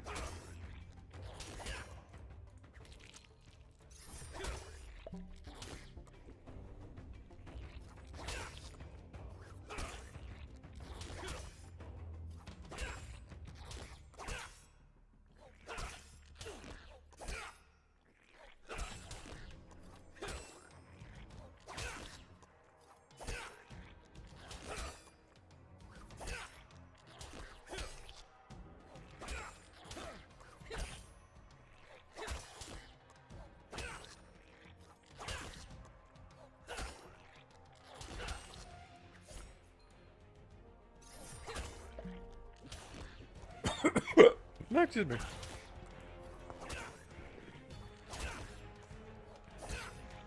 Alright, well, level armor transitioning. I was originally going to do 150. I might still do 150. I just make a really big longsword. Hey, that reminds me, I have a 143 3-star longsword. We could always use that for a little bit. And an upgrade around like 155 or something.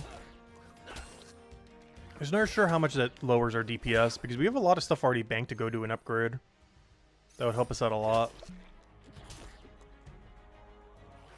I only need to make one component to go get an upgrade at this point, at any point.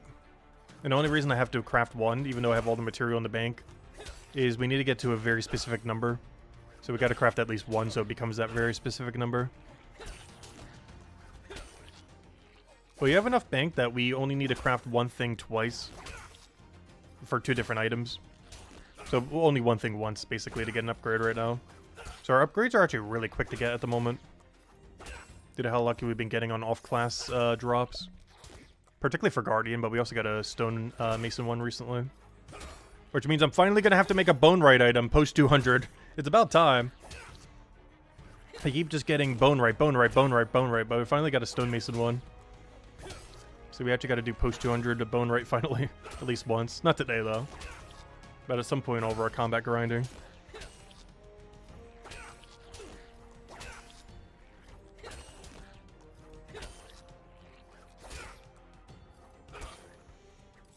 Also, more combat has taken the lead on the poll. Though that might be a little bit biased, given that we're currently doing combat. But a mix of all of them was always the plan, though. Just wanted to see what people wanted to see on stream. And if people want combat, we'll keep doing combat, because we got a lot of combat to do. Because we're probably going to be at like 272 for Chronopolis when I go AFK a little bit more. So we could technically do up to 272 Mind Fighter. The number that we would definitely stop at, though, is actually a little bit lower than that. The highest I would go is 264. I have no intention on going higher than 264 combat. Unless we get absurdly lucky on drops from tentacles. To the point where we can kill this very comfortably. But otherwise, we're stopping at 264 at the absolute highest. Once we start getting penalty from the tentacle.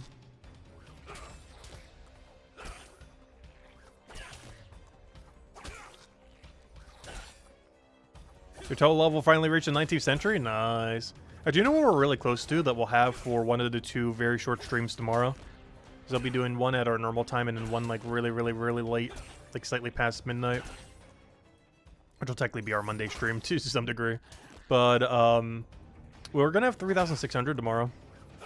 That level is noteworthy because in the current state of the game, if you had 200 all, that'd be your total level. Of course, that number will be changing, though. Actually, what does that number change to? 8. Sorry, let's see. 4, 5, 6, 7, 8, 9, 10, 11, 12, 13, 14, 15. 3,000. 3,000 becomes the new baseline. 3,000 becomes the new, what do you call it? 3,000 becomes the new 3,600. It's 3,600 right now is 200 all. But 3,000 under the new system is 200 all. Where you'd have 200 combat and then 200 and everything else. Yeah, it's basically the soft max level. Right now it's 3,600. But after the combat merge, if they do it exactly as stated right now, it'll be 3,000. So everyone's total level is going to be going down a lot. As no one here is like super combat heavy. Most of them just do 200 all. Or maybe at best like 250 all. No one here has like multiple 500s for combat.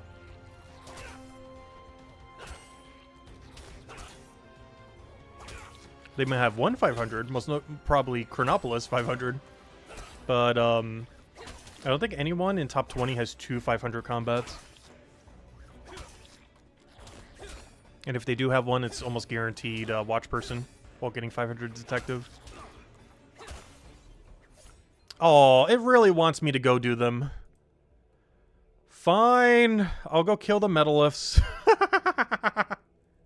The game really wants me to go kill the Metaliths.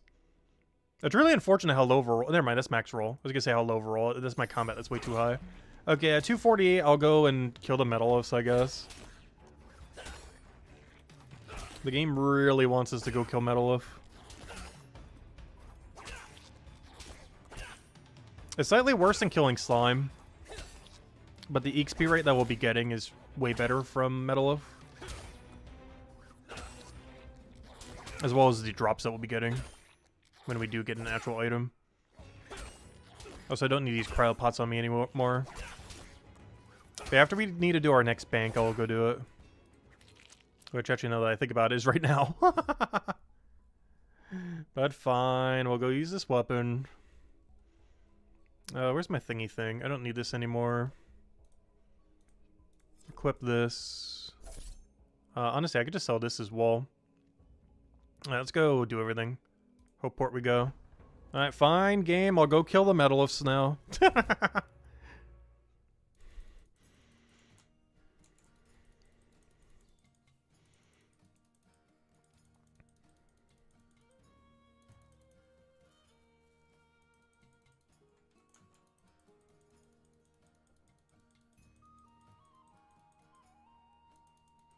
Yeah, total combat still goes to 2,000.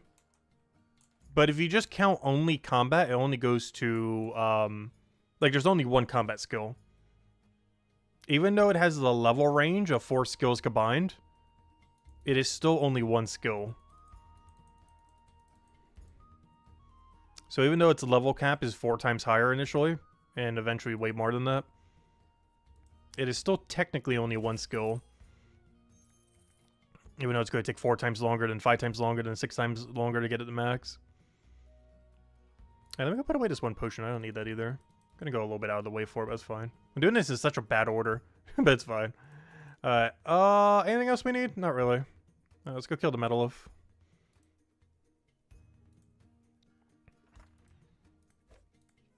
To the Metalith!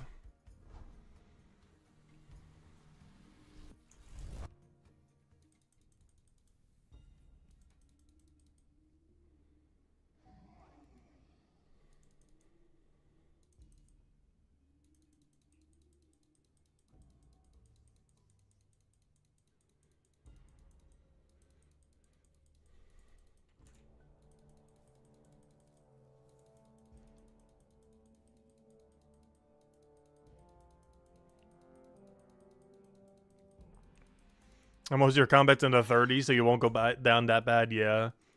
Your combat level, if you had all 30, though, would only be probably around level 20 or 30.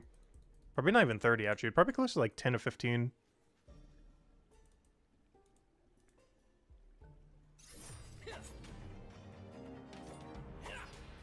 Oh, wait, this looks differently shaped.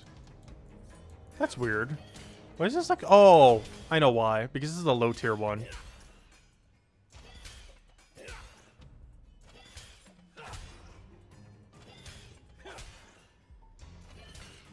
And now we can do 1-to-1. So these things are actually really free to kill. And Cryo Knight actually is the best weapon in the entire game against them. The slowest hitting two-hand Necromay weapon in the game. Which is absurdly good for killing Metalith, more so than any other weapon in the game.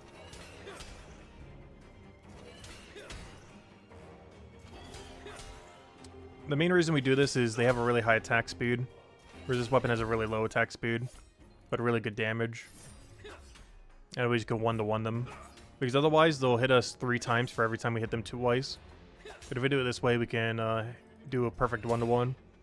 This is what it looks like otherwise. Like how many times he's hitting us compared to how many times we're hitting him. But if we do this, he'll hit us once, we'll hit him once. Which makes these really free to kill. And the best part is, Cryo Knight has the best weapon for it. That being this battle axe, which is why we came here immediately the second we got that drop. Don't even need to 4-star it. It would be nice if we did, though. But without special attack, it's not as big a deal. Not 4-starring it here.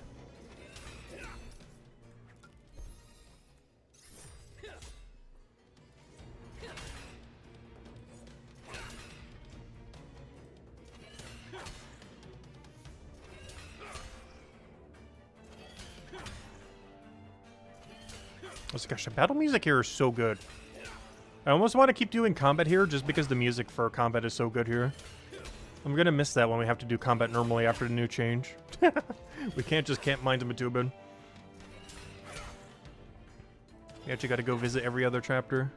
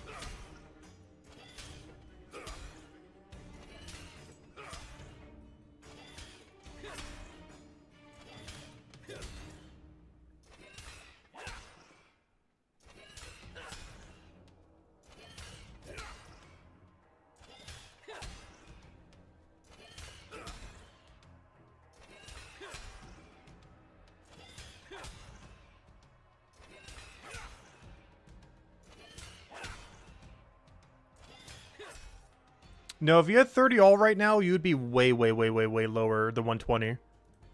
Under the new system, if you have 30 all right now, you'll be like barely level 20 after the new change. Because it's scaled based on time. And it takes almost 0 time to go from 0 to 20.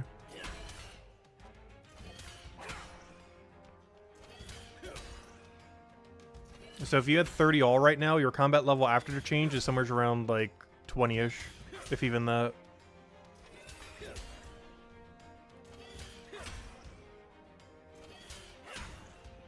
Like, my combat level with 271, 148, 51, and 50 is going to be somewhere around, like, 230-ish.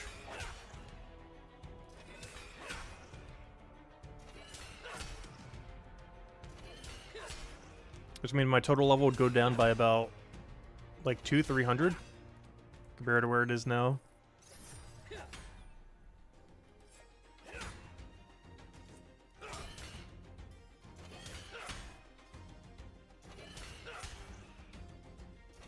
We don't know the exact formula they're going to be using, though. All that they mentioned is that it's going to be based on time. And if it's scaled evenly throughout the entire 2,000 levels, which we don't know if it is or isn't. But if it is, then your level would go tank like crazy if it is. Unless you have a lot of 500s. As 500 should transfer over as 500. But any number lower than 500 would transfer over as less than 500.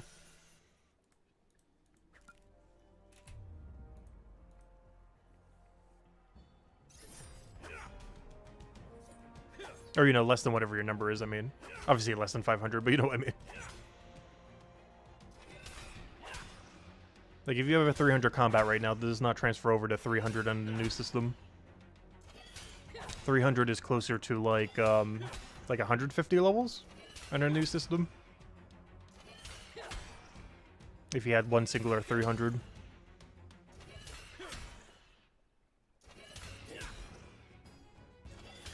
Maybe closer to 200, actually.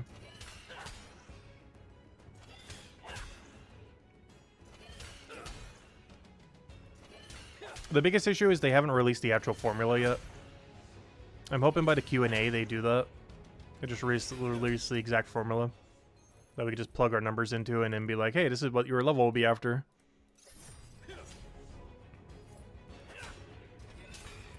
But every single person in the entire game should go down in combat level. With the only exception being if you somehow have 400 or 500 combats, which I'm pretty sure no one currently does.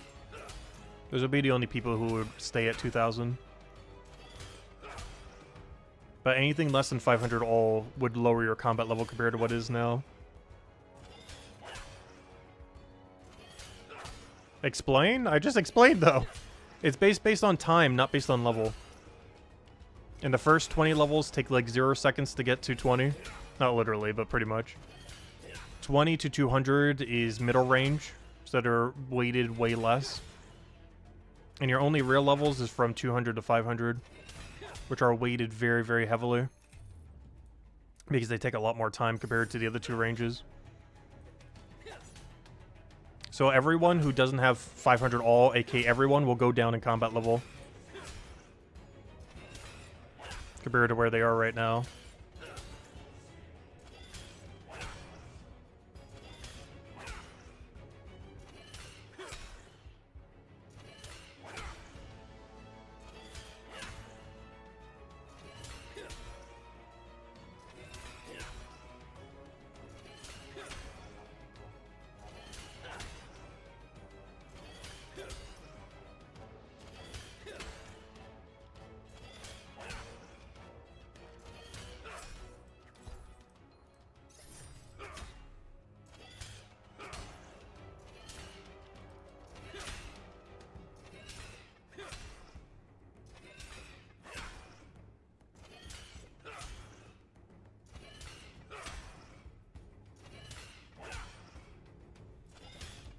Gosh, these are so non-AFK to kill.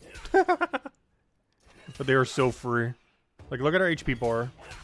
Why do I even have heal pots on me? I need to go bank these on my next trip. I'm not even sure why I have heal pots on me. They are literally never going to kill us even close.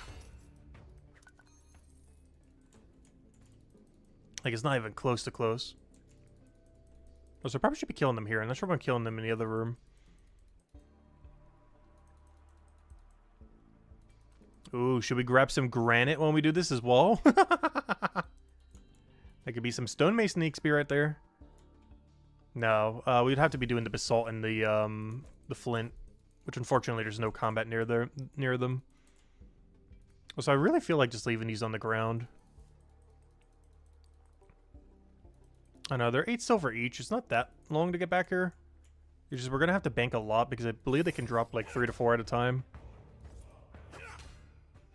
This is not the first level range way to get drop them for us.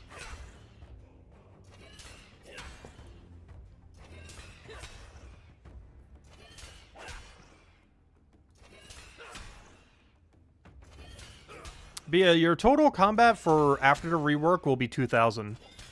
But unless you have 500 all, you will be a lower total combat than just simply adding all your numbers right now. And no one's currently 500 all. Because they're scaling it based on time, not based on number.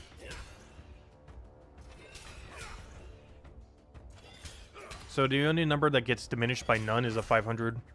Every other number would be lower. Even a 490 could be lower contribution. Something like a 490 might be only 489 instead of 490. As far as how much contribution it gives towards your combat level under the new system.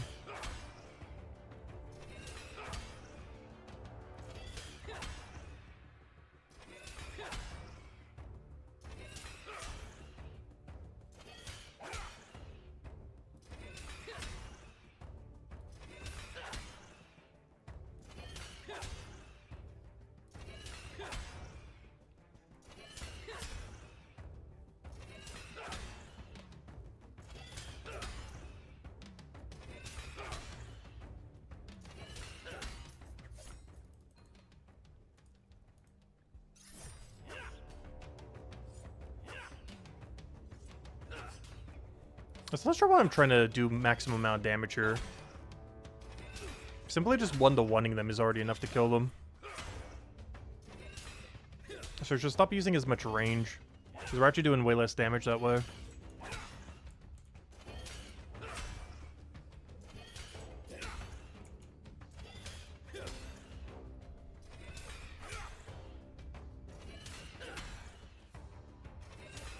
Because instead of kiting them, I should just wait. I should just range them to get them near me. And then once they are, we just start battle axing them. So instead of trying to maximize how much damage we do with the range, I should only do them just to get them near me. Because we have way more than enough HP.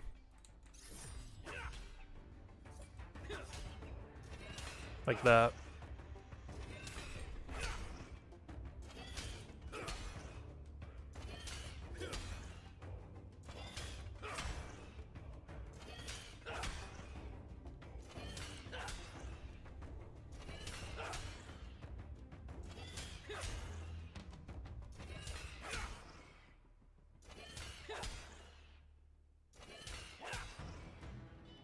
Oh, our pipe friend is back. The good old pipe.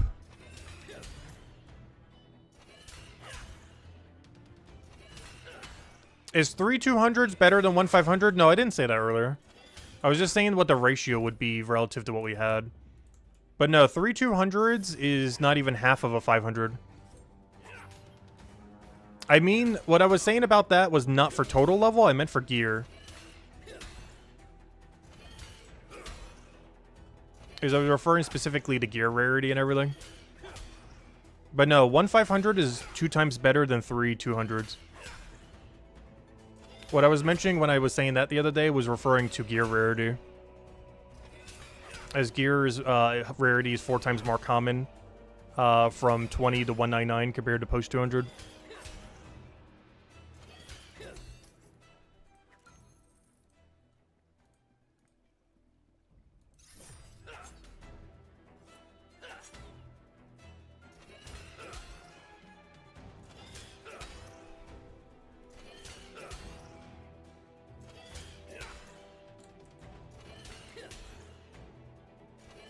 But yeah, someone who has 1 500 is a higher combat level than someone who has 200 all.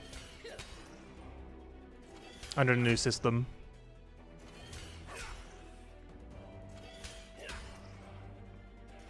They'd be roughly like 30-40% higher level than someone who only had 200 all with no post 200.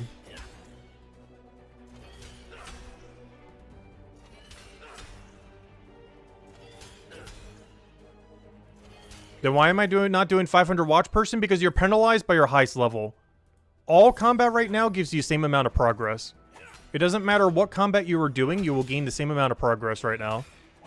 So the main thing you want to be doing is not your highest level, unless your highest level is a 500. But all combat gives you the exact amount of combat XP right now. So you should be doing whatever your lowest ones are. Which is what I was referring to with the 199 gear thing pre-200. Because in our current situation, it'd be more worthwhile for us to do pre-200s.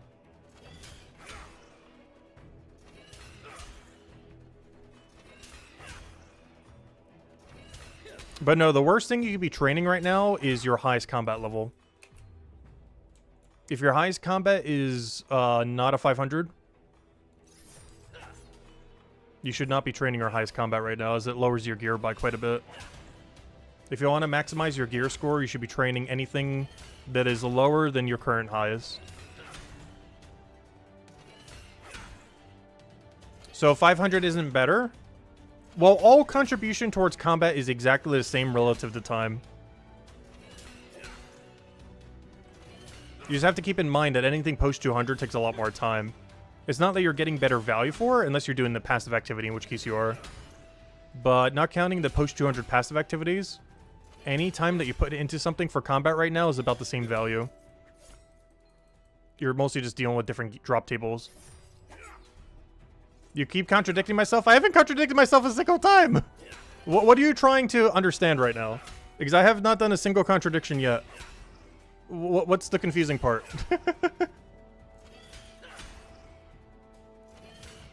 But which aspect? I need to know specifically. Because there's literally been 0 contradictions so far. But yes, if you currently have 1 500 compared to 200 all, then yes, that is better conversion into the new system. But you have to keep in mind, 500 all, or your single 500 takes way longer than 200 all. Because we're not talking from scratch in that scenario. We're talking about it already being done. But you're talking about something that takes almost twice as long compared to something that takes like 2 times quicker. Because right now, all combat that you do contributes pretty much equally to your new combat level, with the only exception being post-200 AFK activities, which contribute way better than doing a pre-200 combat AFK right now, if you really wanted to maximize it. For example, one thing I could technically do once we get to 200 Mindfighter is start doing the 200 AFK there. Is that actually would be decent value if I really cared about my combat level. But I would not want to do that in Chronopolis because it would lower my gear. You say 1 500 is better than 3 200s. Yes, it's even better than 4 200s. Then say don't train a single combat. Yes, those are both true. Both of those things are perfectly true. You should not be training your highest combat right now. But also, 1 500 is better than 4 200s. Both of those things are true. How's that a contradiction?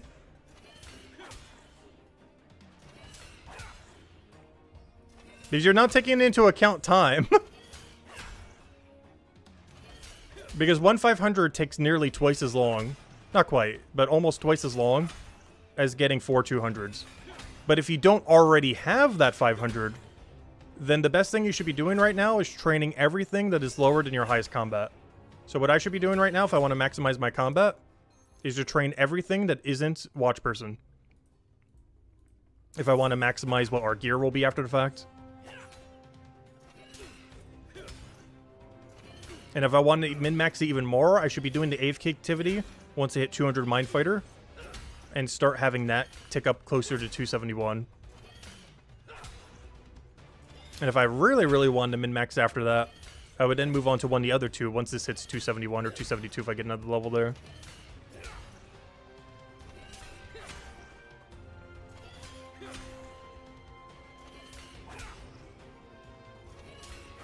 But both of those things could be true at the same time.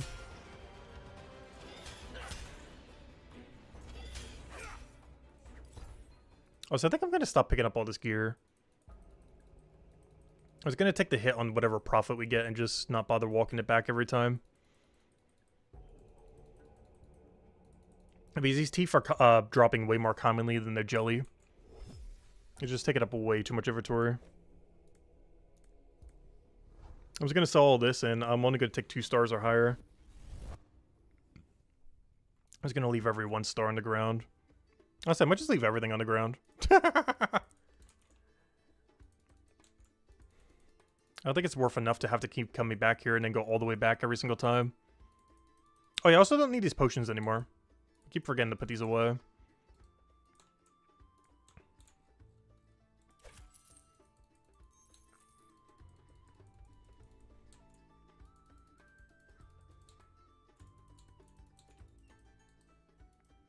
But no, if you still need anything explained, let me know.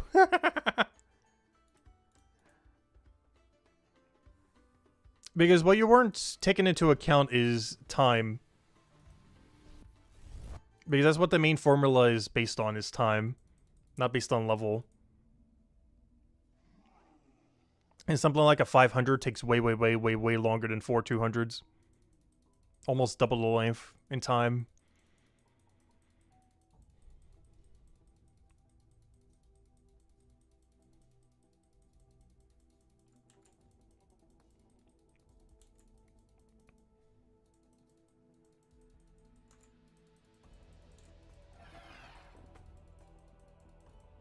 Because if you haven't already, doing 200 all right now is good. And if you're already 500, then your best route is try to get your second combat to be close to your first. Which is a route that everyone could do. The overall best strategy based on everything we know right now is just point to where your current highest combat level is. Figure out what number that is. Then get every other combat closer to that number. If you really want to min-max it, if that number is above 200, start doing the AFK activity for combats once they've reached 200. Like in our case, start doing Mind Fighter AFK at 200. I'm not going to be doing that, I don't think. But if you truly want to min-max it, you can do that as well. To maximize your combat by the time the change happens.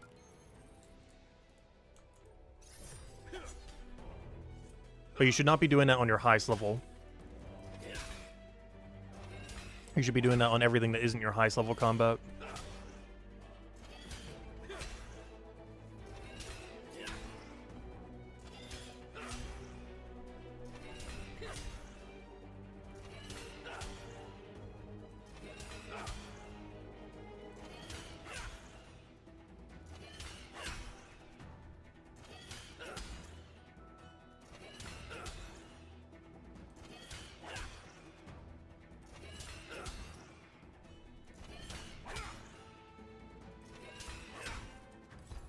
Oh, yeah, I'm not going to be taking these anymore. I'm just going to leave all gear on the ground.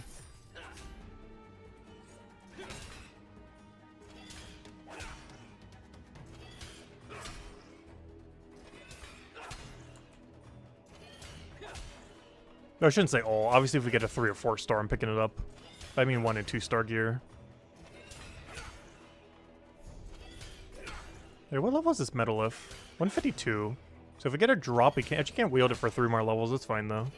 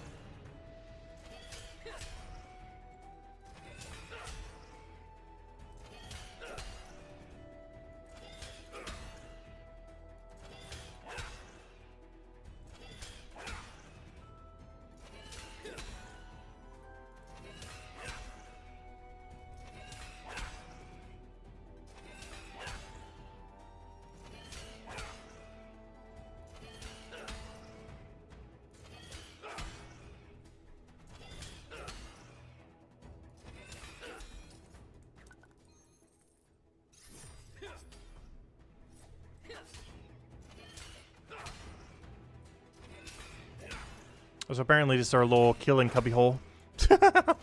We lure them to the doorway.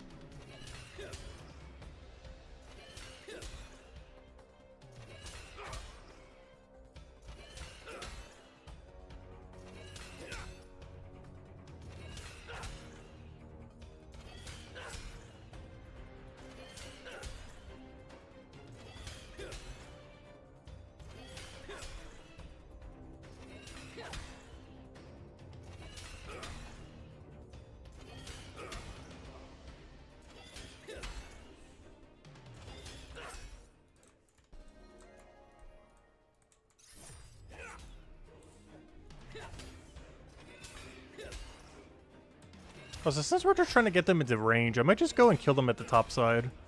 So we don't have to be all the way at the doorway every time. The only problem is we're going to walk them, like, all the way across the map.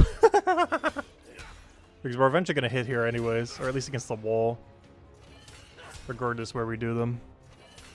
These will always get dragged south. Because whenever you walk under, something has south priority. Same as when you grab a node from the ground, it'll always force you south. And enemies actually work the same way. So you're going to keep forcing south over and over and over again.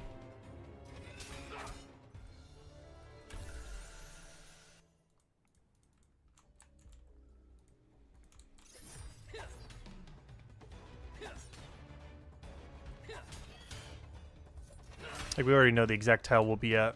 It'll be that one right there. And we'll keep moving and moving and moving. And we just do our back and forth over here.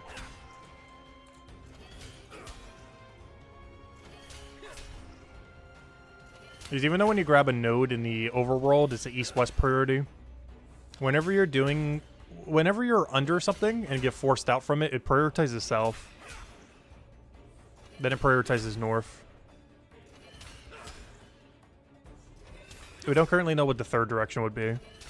But it prioritizes south, and if there's no south, it goes north. It just works the same thing for gathering resources out on the ground. Like a fish or a gathering node.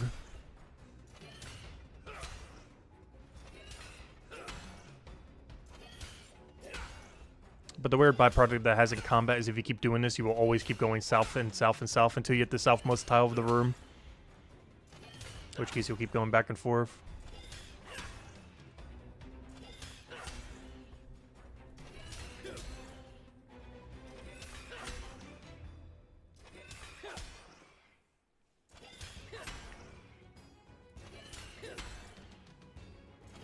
Though for whatever reason, when you use range, it has a weird or different priority. They sometimes do diagonal. Or other weird directions.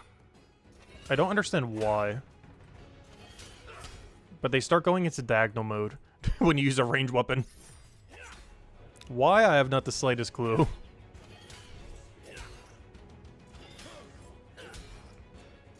But they start to prioritize weird diagonals and weird directions rather than south-north priority. Where it prioritizes south first, and north there is south taken already. But for whatever reason, while you're using a ranged weapon, it has a different property compared to a melee weapon. For reasons I do not know. Because it doesn't work like everything else.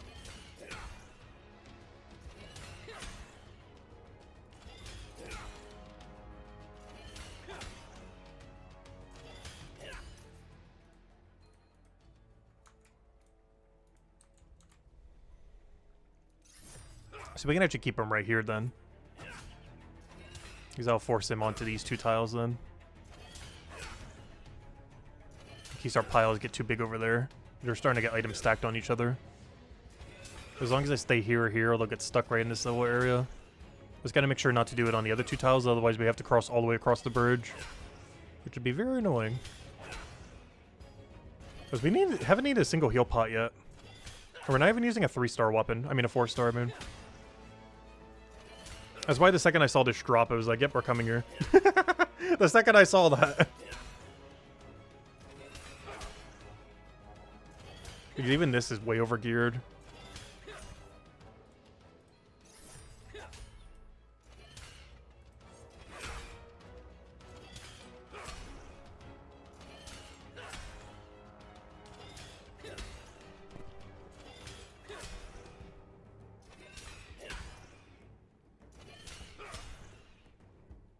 And we're still 3 levels below this thing, by the way. It's a 152. The one that we do at post 200 here, we're definitely going to be farming. I'm not sure if we're going for the tentacle, but 110% we're going for the Metalith post 200. If I can get there. A little scrolly wheel.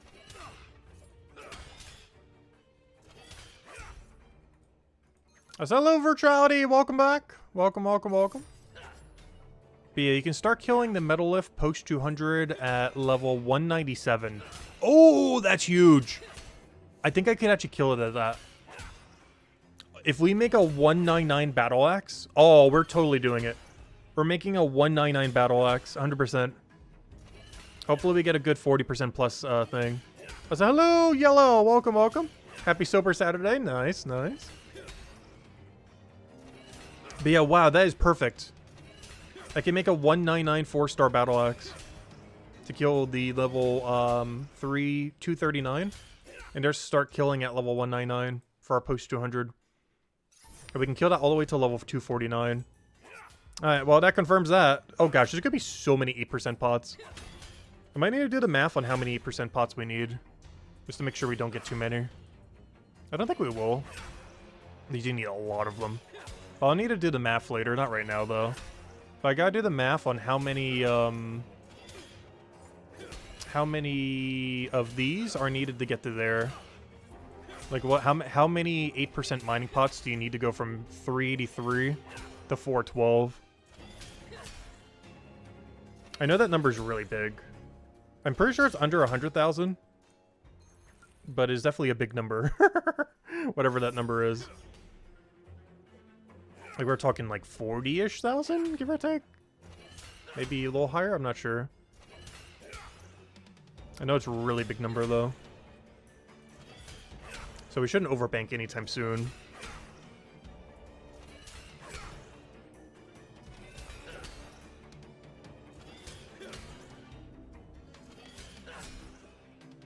I said hello, Tyrion, and thank you for the like, really appreciate it. Did we miss the Amulet of Anguish giveaway? No, we haven't done any giveaways for Old School RuneScape. We may have quit the game, but we're not giving away our whole bank. I do plan to return.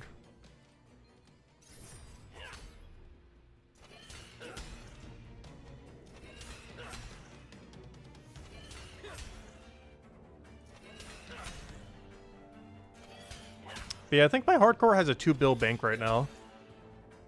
So if it was a main account and consolidated everything, it'd basically have a max cash stack. If it consolidated its entire bank.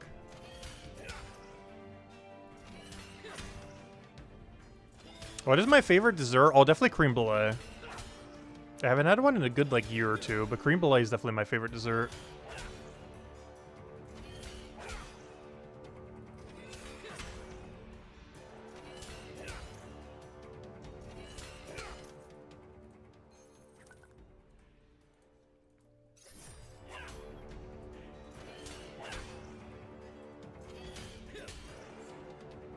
I do like cheesecake. But I feel like I have cheesecake enough that's not my favorite. Like, it doesn't feel special. Whereas creme brulee is, like, really good, but also feels special. I do enjoy cheesecake a lot. But it doesn't feel like a particularly special dessert.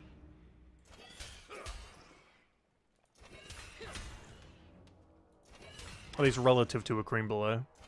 Because creme brulee I probably have, like, once a year at max. Whereas cheesecake, I would say I'd probably have like 5 to 10 times a year. So even though it's really good, it doesn't feel as special. Just because I have it at a higher frequency normally.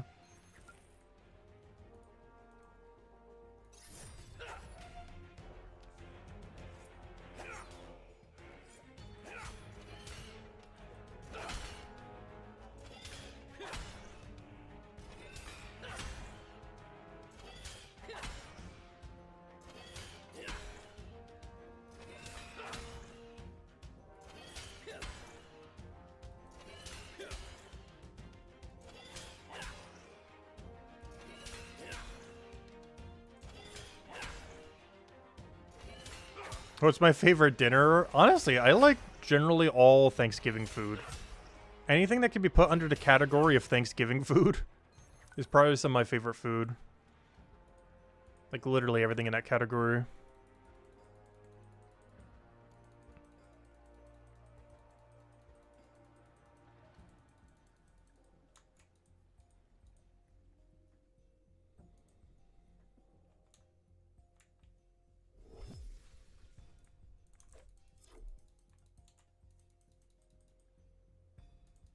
Oh, pumpkin pie is really good. Pumpkin pie with gravy? Oh gosh.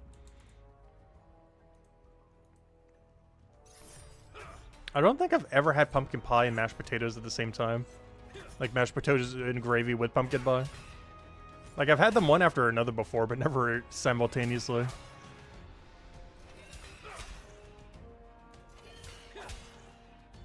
Oh, so I put way too much whipped cream on everything. If I have pumpkin pie, it is like 60% whipped cream, 40% pumpkin pie.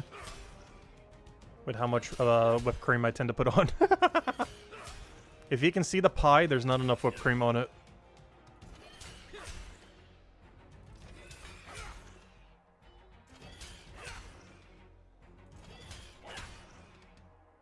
It's just been a long while since I've had pumpkin pie.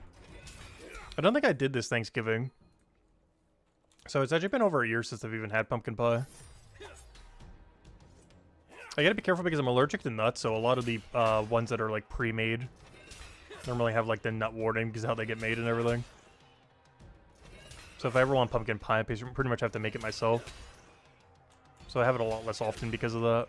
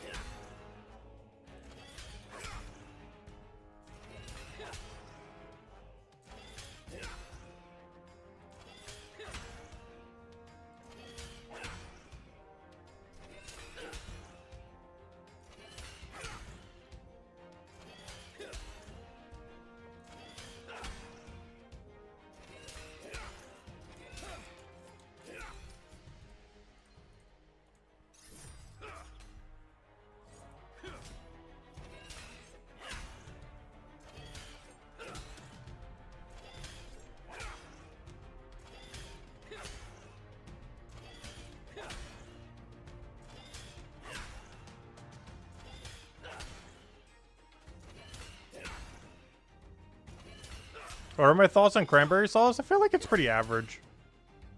I do like it. But out of most Thanksgiving food, it's probably the one I eat the least of. Out of any standard Thanksgiving food. Like, it's nice to have as a side. But I would definitely never eat, like, a ton of it.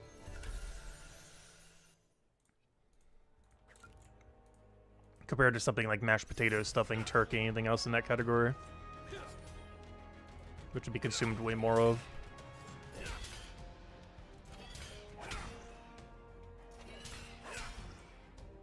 I know, something about cranberry sauce just seems so processed in a sense. It's not like as processed as some other things, but still. Like when you see like the actual grooves on it from the can and everything else. There's like so much more artificial compared to like, you know, like normalish food. Like it tastes good though.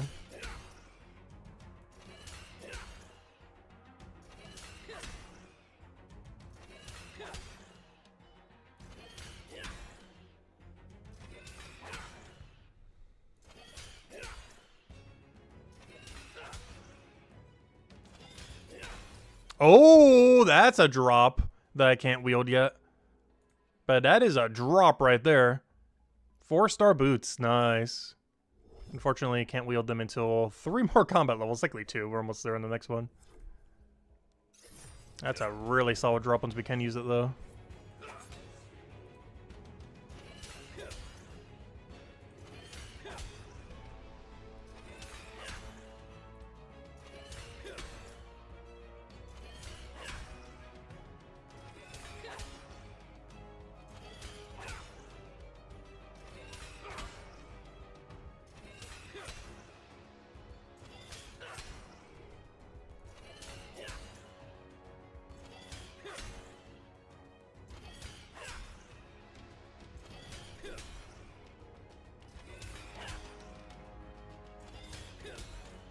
You don't like it? It's too tart. I don't mind the tartness of it.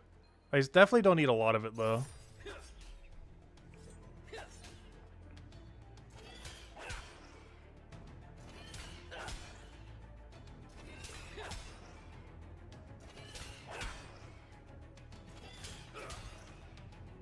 Oh, Satarian, sorry, I didn't see your thingy. Nice. Hope that goes over well. I'm pretty sure I already left by now. Seen a new Marvel movie while going and getting Hoopa in Pokemon Go. That's funny.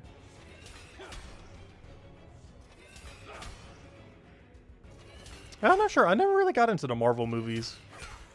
I've gone out with like friends and stuff like that, but I've never really gone out of my way to go see any of them.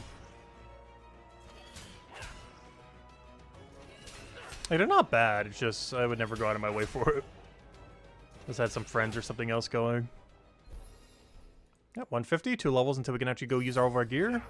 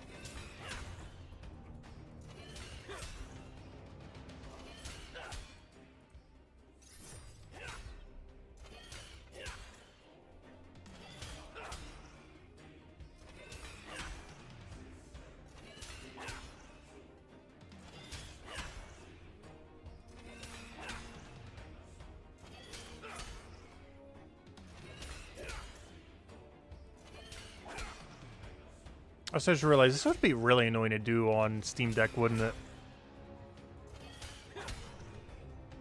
with how much clicking you have to do back and forth.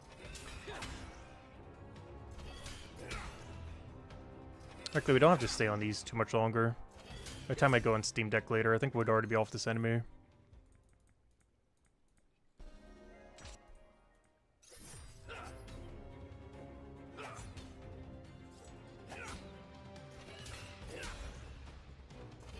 The only problem is we have to stick on this enemy for a long time post 200.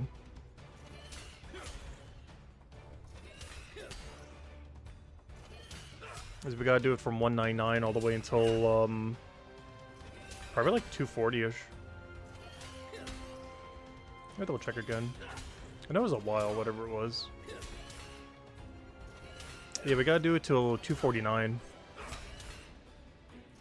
And ideally by then we're geared enough to take the tentacle. Gotta do these from 199 till we're geared to take out a 254 tentacle, basically. Bare minimum, we'd have to do them to 239 so we can actually use all the gear we get.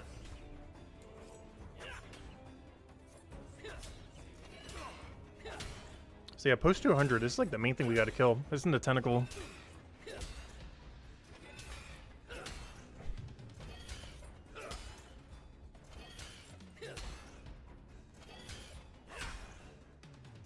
But that does mean the weapon that we use for the tentacle is based on pure RNG, what we get from the Metaliths.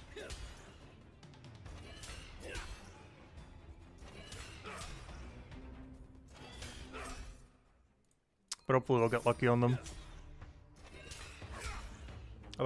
Otherwise we might be 200 geared.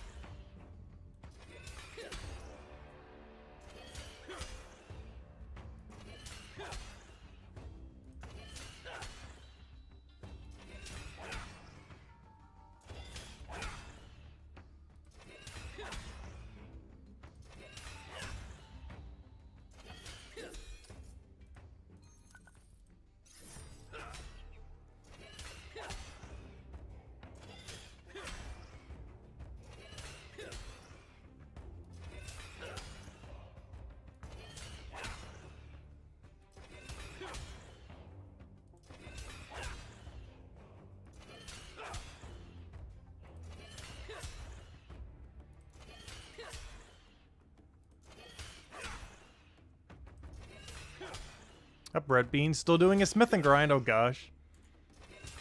Wonder what smithing level he's up to. He's trying to do 500 all in Mines of Matubin. Which means he probably stopped doing any combat since it doesn't matter anymore. After the combat rework. So he's probably all in on that mining smithing grind. Getting bone right up by doing the AFK activity.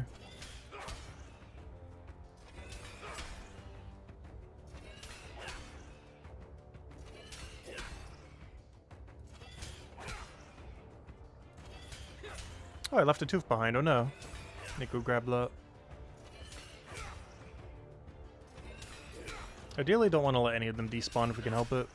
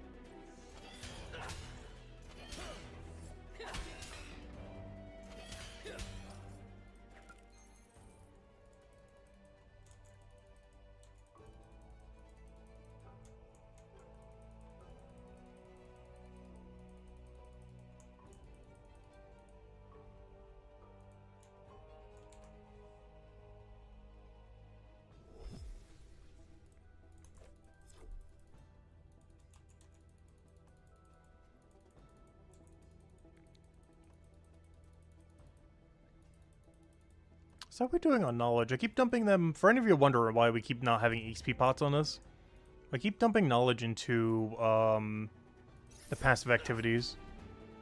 I'm trying to get them out all done so we can get true 200 completion, including every single activity up to 200, including the passive activities. Which means I basically have to waste 1 week of knowledge, but in doing so, we never need to worry about unlocking a passive ever again. So we gotta waste a little bit of XP up front for long-term not need to waste it.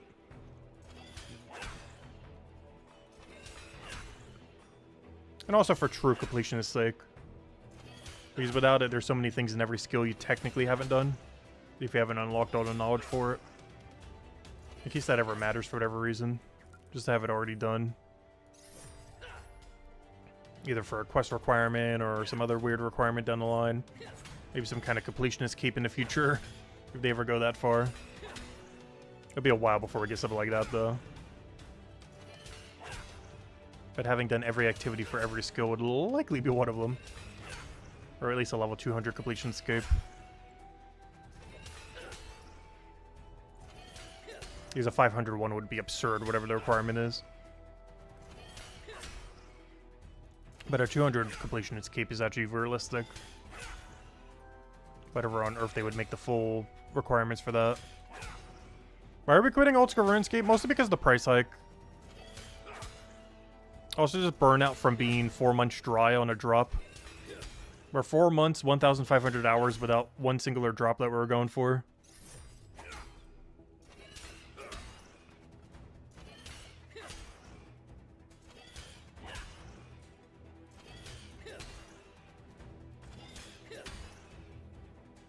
We'll be coming back to it, though. At this point, we're kind of just waiting till it gets more content and maybe reconsiders their pricing model. It's about 30-40% higher than last year for a 1-year membership.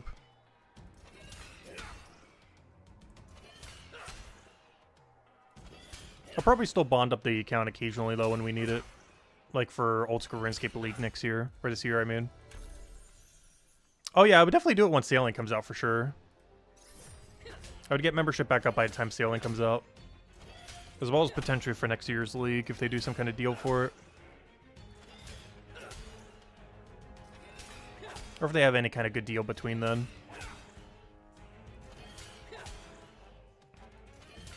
But I'm not paying $100 for something I paid last year for like 60, 70 bucks.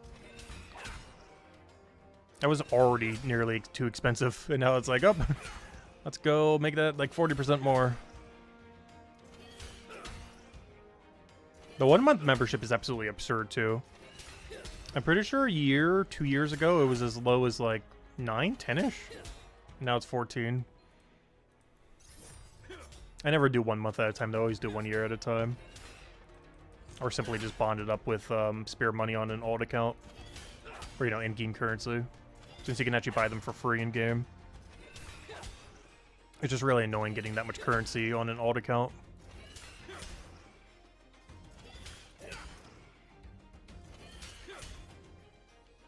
And I'm not gonna go make a main just so I can farm bonds. These main accounts could make like a bond an hour doing some activities.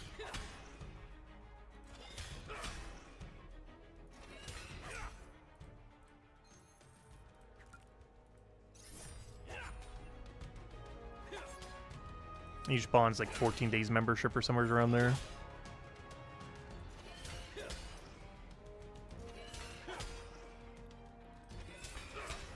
I don't know, just for something like a company like that, I kind of care for wasting money on it. Like something like Brighter Shores, I honestly wouldn't even care if Brighter Shores charged $15 a month, I would still pay it. Just because it's actually going to something that isn't just like a corporation just trying to suck money out of the game. It's actually going towards the development of the game.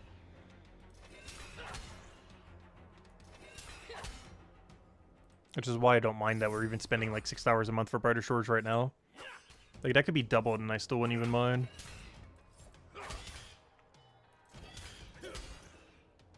Whereas a lot of the money that you give something like Jagex is just going to the shareholders and everything. Like, at best, like maybe 50% of it goes to developing the game. Whereas any money Brighter Shores makes, it's like 90% plus probably goes to, you know, developing the game.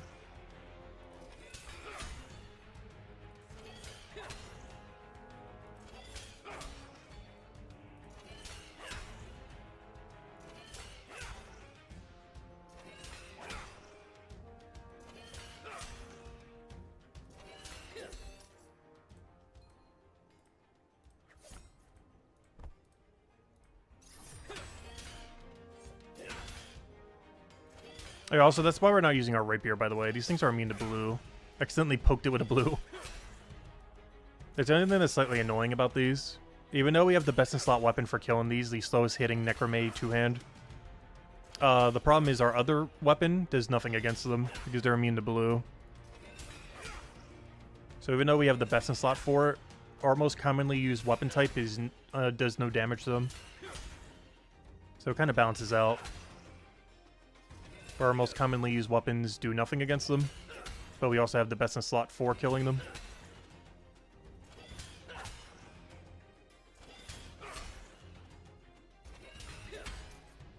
I know, they need a 4th yacht. How could I deprive them of their 5th yacht?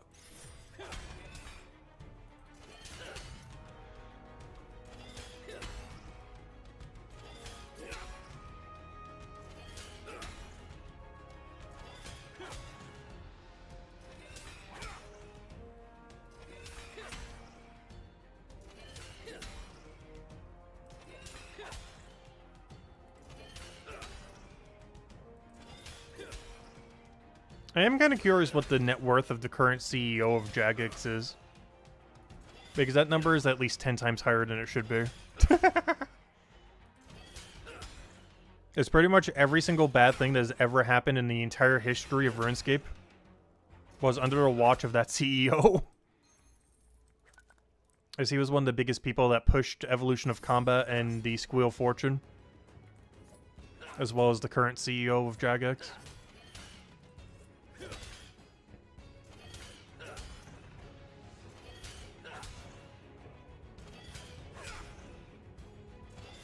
Yeah, he's probably a double-digit millionaire. Despite running the game into the ground for over a decade.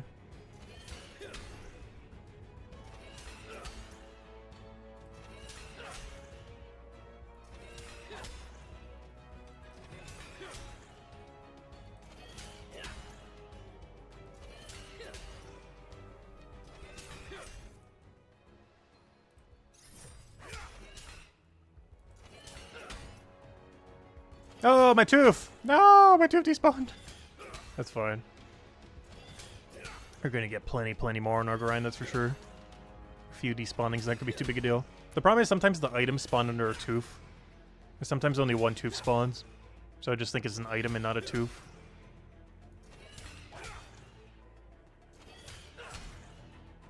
Unfortunately, they don't go over top of your 1-star gear. Or sure is a way to change that in priority settings or something. As I wish all secondary ingredients would spawn over top of 1- and 2-star gear. Currently, it spawns even under a 1-star.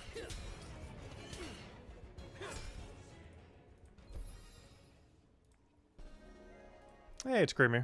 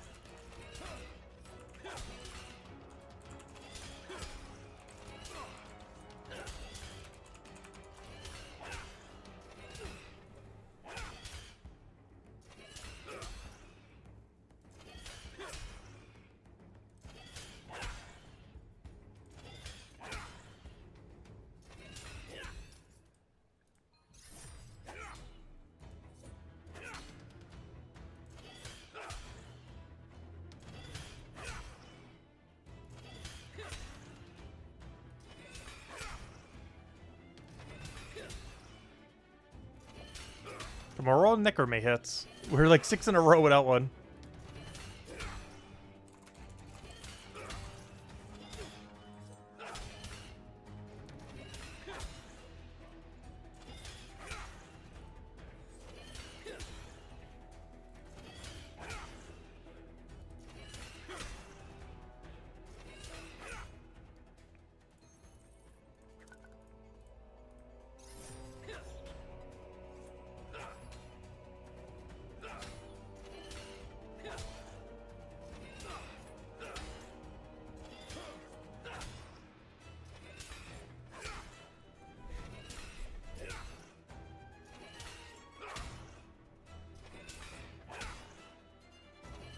I just realized when I got rid of all my blue pots, I didn't bother topping them off.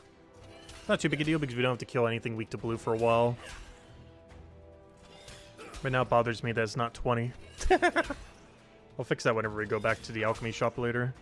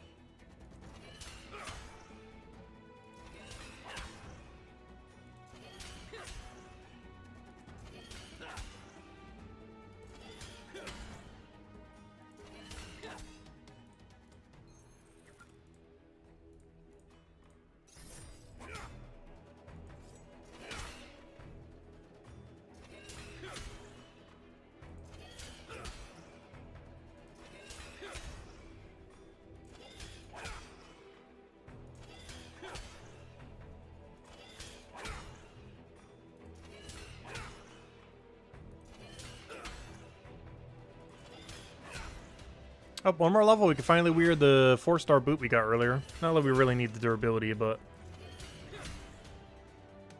we didn't get any weapon upgrades, though. All these 143s are from the slimes. No weapon upgrade. But we did get a 4-star boot, so can't complain too much.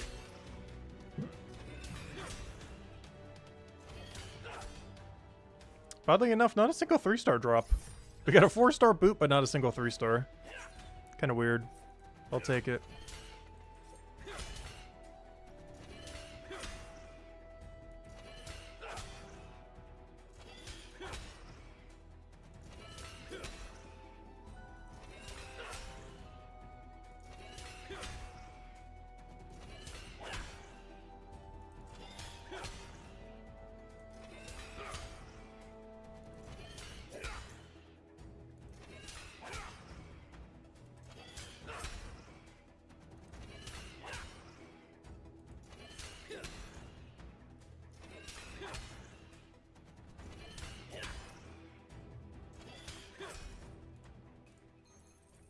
I did not mean to take all. No! The struggle of the massive misclick.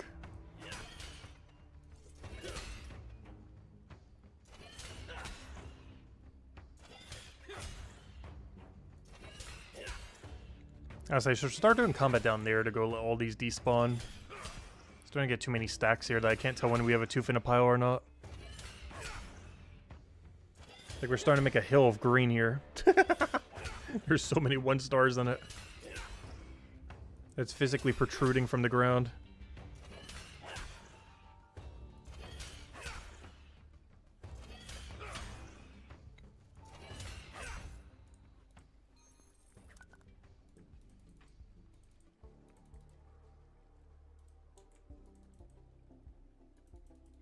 That's interesting. They're not banking any of their teeth.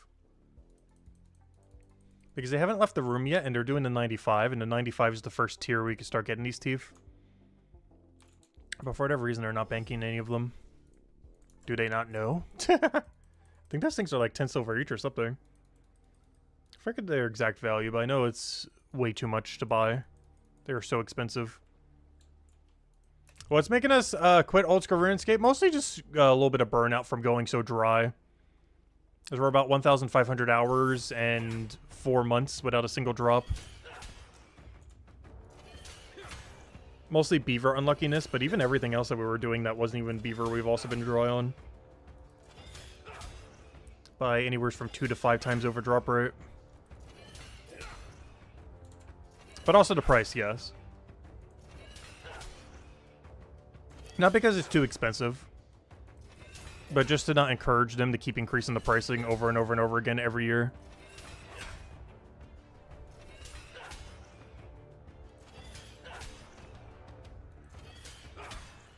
But it's also slightly burnout from just going so dry.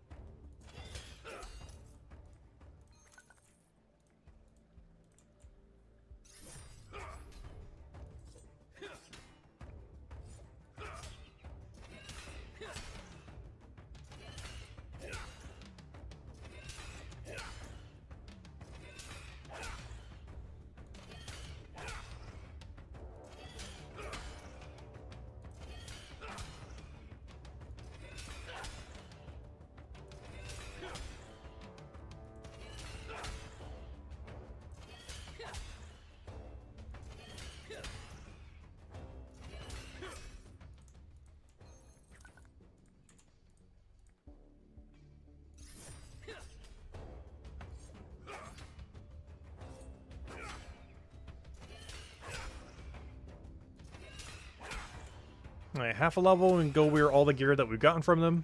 AK just a single 4-star boot. And then, do we still keep camping them? I think I do. Because what's our next best option? Because whatever I need to fight next, I need to make a new weapon for. The next enemy is weak to Necrome. I can technically just upgrade what we have. Or even just use what we have and then just make a different weapon for Tentacle. Which honestly is probably what we're going to do. I think this is what will work then. I'll use this exact same weapon on our next enemy. And then we'll go upgrade a 2-hand for Tentacle. Because we got to prep for the 169. But both of these two enemies right here are weak to Necrome. The only problem is it'll be quite a bit harder to kill this 155. Whereas Metalith is very free, even though it's only 3 levels lower. Oh yeah, while I'm here, I should go kill one cockroach. Almost forgot about that while I'm here. Never got the first time bonus for the cockroach thingy.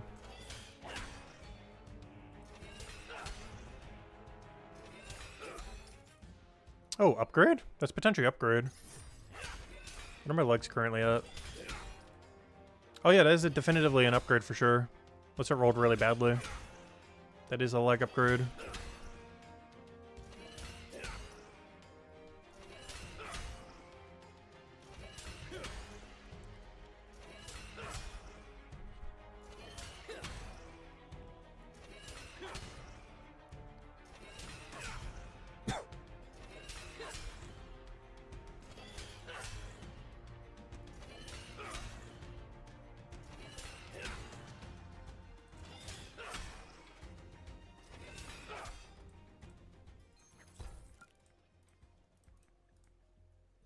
Oh yeah, I don't have to level 4, do I?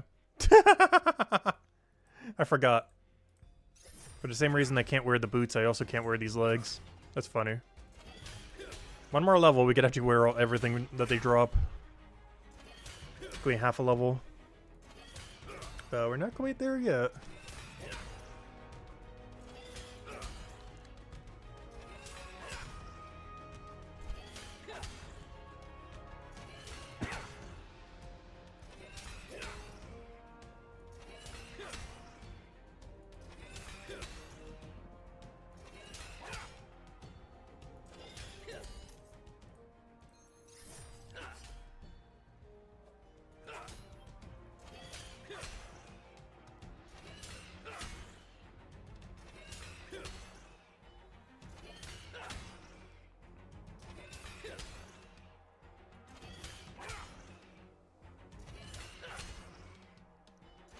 Oh no, they left us. We're all alone. At least we get the whole room to ourselves.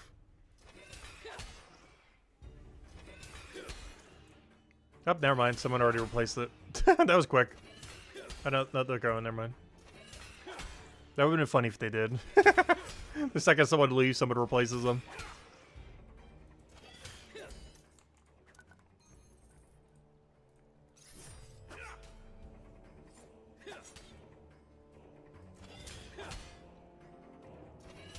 Never mind, they were just banking.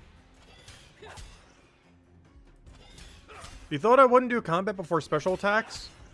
The main reason I'm doing it now is due to how gear gets converted. Also because we've done 200 all, so might as well do some combat. Since we've been doing so much not combat.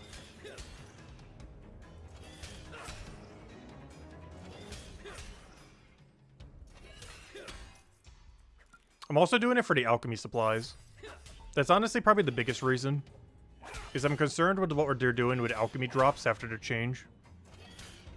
So I'm just grinding the alchemy drops now so we don't need to worry about it. That's honestly probably the biggest reason why we're doing combat right now. I'm almost prepping more so for the alchemy changes than I am for the combat changes. Because you're no longer going to be able to target Mines of Matubin for all the alchemy drops. Since your combat's going to be spread across multiple different chapters.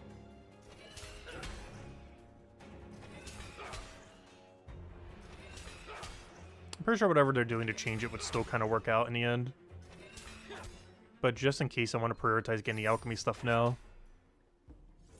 So regardless what they do, it doesn't matter.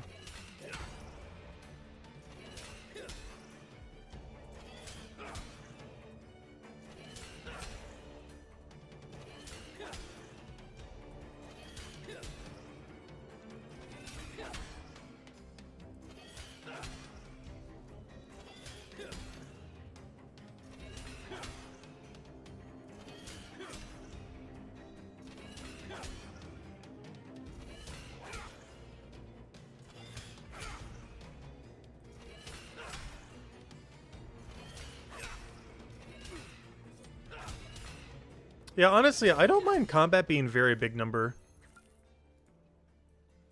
It would have to go very far before it's too intimidating of a number. Like, if combat hits 10,000, I think that's still fine. But if it hits something like 1,000,000 or something, that's a bit pushing it. But they're never going to have that many chapters. Even if you had 100 chapters, that's level 50,000. And I highly doubt they're getting to that anytime soon within the next 50 years.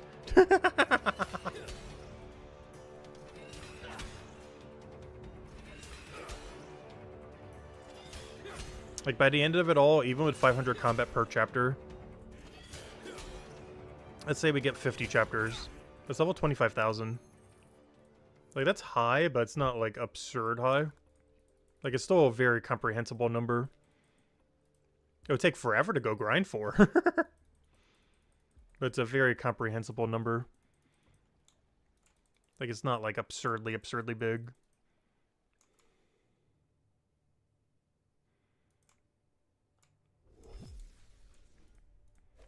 I don't know, I don't mind, as long as games never go too high with numbers. I like either really small or middle range. As long as you get to the point where you're not putting like 9 zeros plus behind everything. I personally feel like it's fine.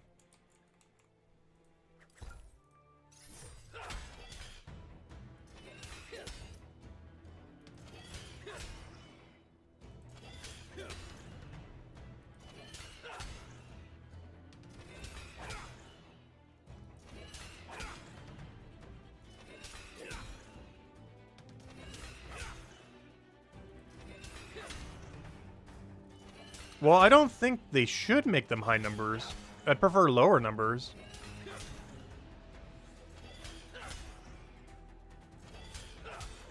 But I don't mind them going a little higher with it. Like, if you're hitting damage in the thousands, that's fine. If you're hitting damage in the 10,000s, that's fine. If you're starting to get close to 1,000,000, I feel like that's starting to get too high. Oh, interesting.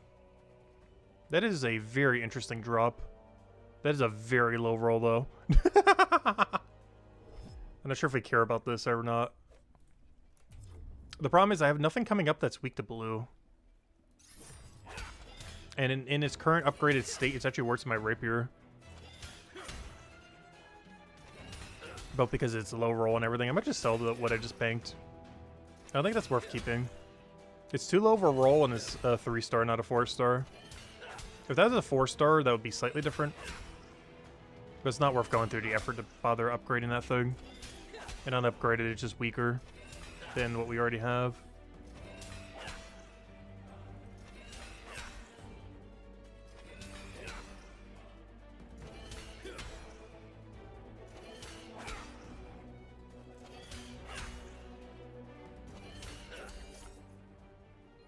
I don't know, I don't mind numbers getting to like 2,000 and similar. Like, total level's already absurdly high. Like, even after the combat rework, well, even now. Because, like, what's total level right now for the game? It's something absurdly high. It's whatever, 18 times 500 is. Which is, what? 9,000, I think? Did I do math right? I feel like I did math wrong somewhere. Oh, no, it's 10,000. No. Yeah, 9,000. That's right. Like, that's a big number, but I don't think that's too big of a number. And it's going to be way bigger. It's going to be like 5 times bigger in the future. Right, like chapter 20. I know, how's that not comparable, though? Because the combat number is going to be even smaller than that number.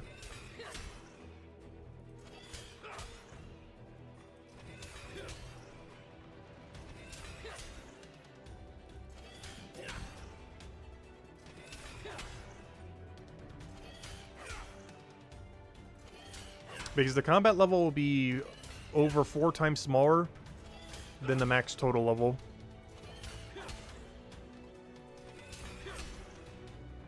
And I don't feel like the total level number is too big. So I also don't feel like the combat level is too big. I feel like damage numbers could get too big, though. If they ever start pushing like 1,000,000. But something like 10,000 or 100,000 I think is still within a realistic range.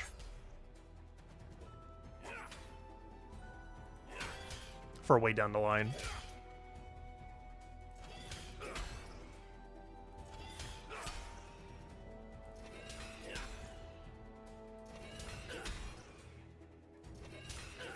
Because right now, even the numbers we see on screen are pretty much meaningless.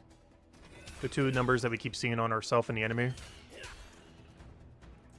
As similar to XP drops, the only thing that matters is how quickly that bar goes down. Compared to how quickly our bar goes down.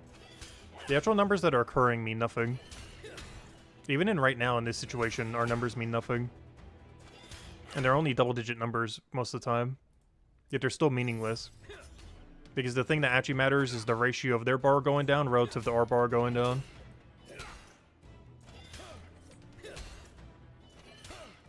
The actual numbers mean nothing, though.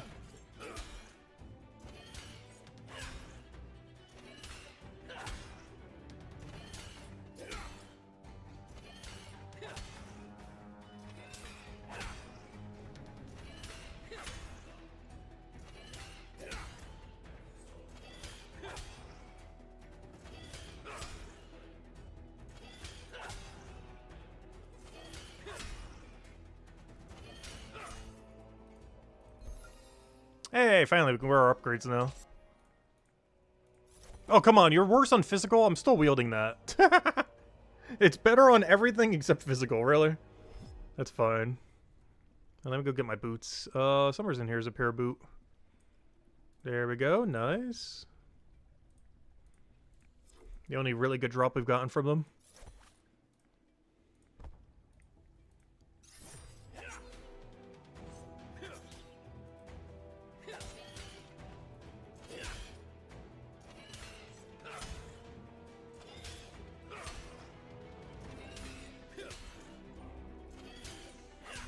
Well, no, I would say these numbers are pretty meaningless. Like, whatever numbers we see right now mean nothing. In the sense that, like, how the numbers are interacting with our bar matters. Like, how it's bringing down our HP bar and everything. But these numbers could be anything, and it doesn't really matter. It'd be better if they were smaller. Or more understandable. And not, like, 10 billion gazillion. But the number itself, regardless of what it is, technically doesn't matter. In the sense that if we were hitting double-digit numbers, as meaningless as if we were hitting like a 8-digit number. I prefer that number to be somewhere from a 1 to like 6-digit number. But it could technically be anything and mean nothing. Because the only thing we care about in any of these fights is the ratio of our bar going down. Same as how we don't care about what the XP drop is at any given time. XP drops in this game are pointless in the sense that we only care about how much contribution they're doing to filling up our bar. Like saying we get 1,000,000 XP or 10 XP are basically the exact same thing if they're contributing the same amount to our bar. Because the only thing that really matters is total contribution towards your level. Similar to how here, the only thing that matters is our ratio of our bar going down relative to theirs. Where theirs needs to reach 0 before ours hits 0.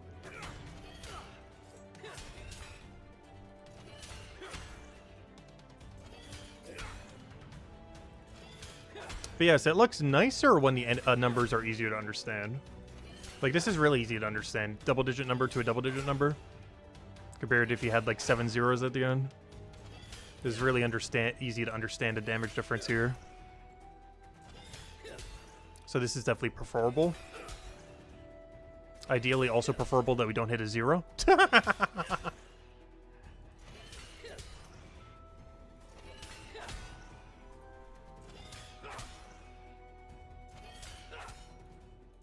It's actually something old school Runescape did get rid of last year. The ability to even hit a 0 when you do an accuracy roll.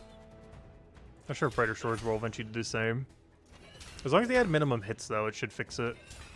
We just don't know what they're doing for a minimum hit system on special attack or skill tree. They're likely implementing something for it, though, so at some point we'll never see a 0 again.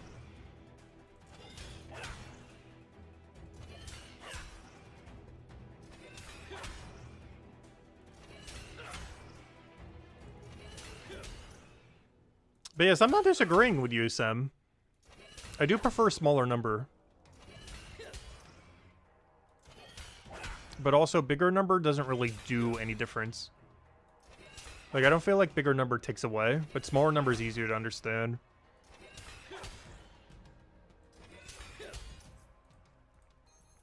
But ultimately, the numbers could be anything and still do the same thing. As long as the ratio of the numbers is the same.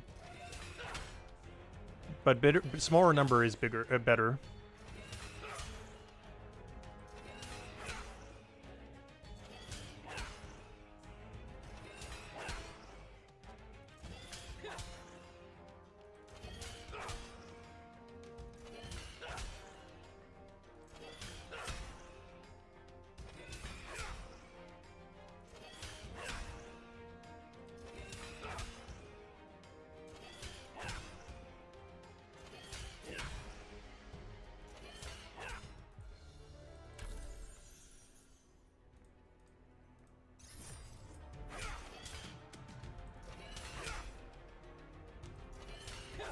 If anything, I would absolutely love if they had a setting menu that got rid of these numbers completely.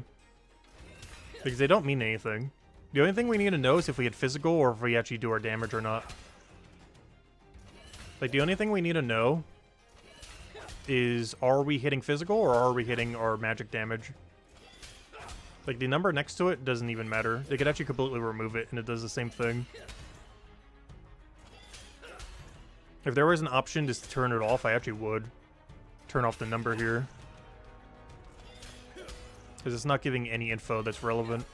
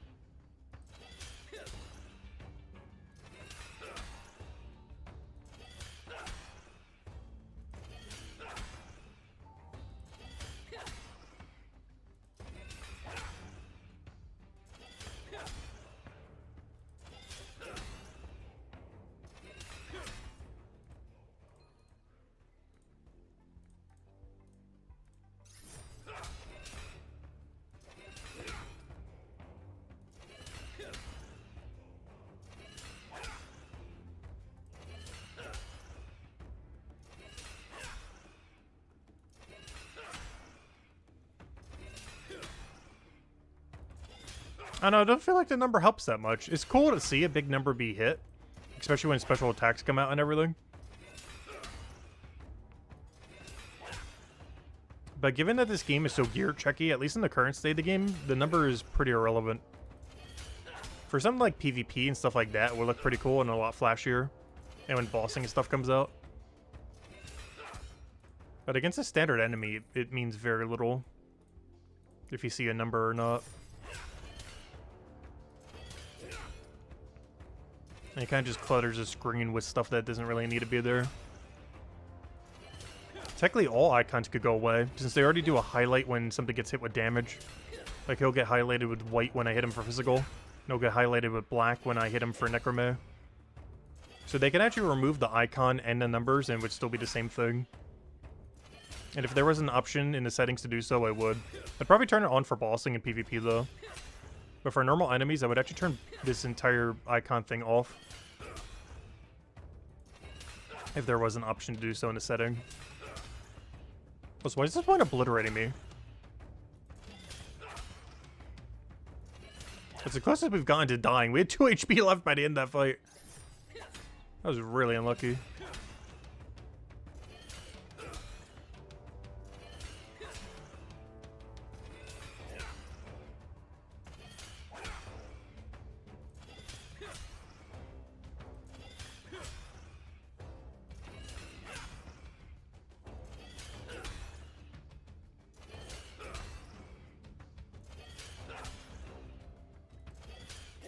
Well, you'd still be seeing how much damage you do without these numbers on screen. It would just simply be the ratio of how much bar goes down.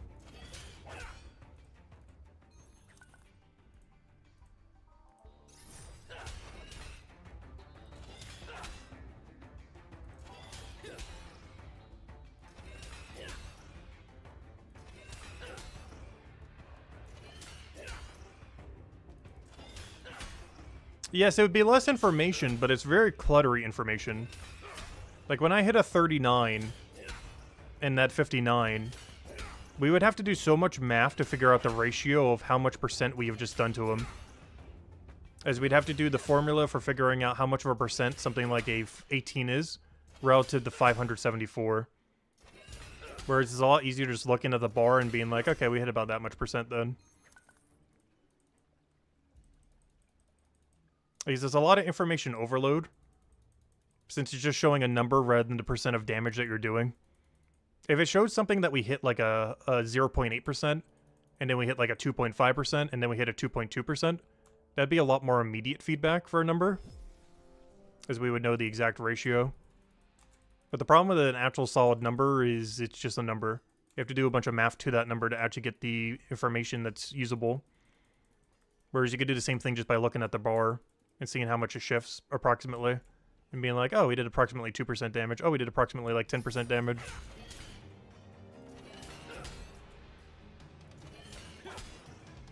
But you gotta do a lot of math to this number for it to actually mean anything.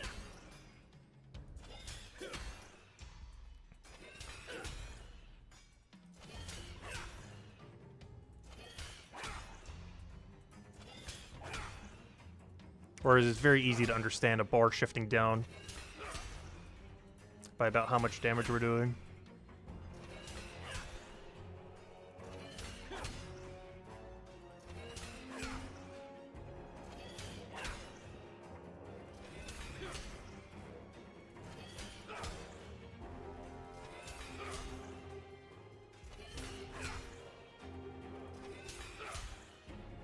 It's also why in a lot of games, you actually do the threshold for phase bosses based on the percent rather than on a static number.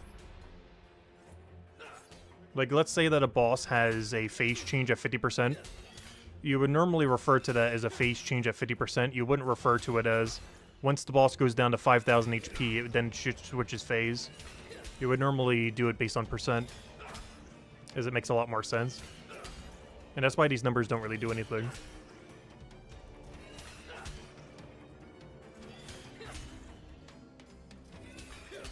Or not that they don't do anything, but in the sense that they're kind of irrelevant, like regardless of what they are.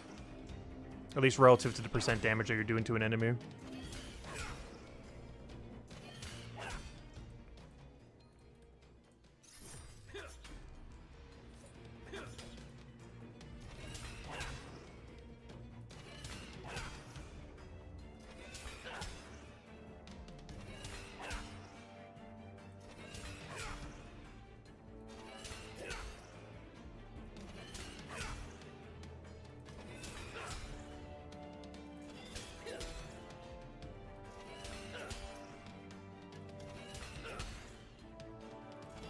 I don't know, I personally feel like in a game like this, it doesn't matter as much.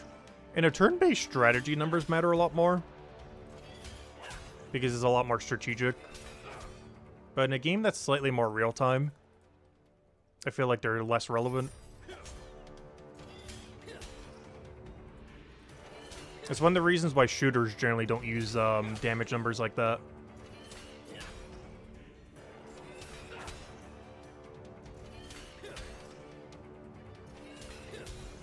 I believe most MOBAs don't as well. A lot of games like that don't, I believe. Like, actually show the number. Like, yeah, you'll see your HP bar with a number on it. But you generally don't see a bunch of splats that are like, oh, you just did 100 damage, then 90, then 80, then... Like, because they keep coming so quick in real-time stuff. Like, if you're hitting something, like, 20 times in 1 minute, like, you're not going to show 20 numbers. That'd just be, like, so much information overload.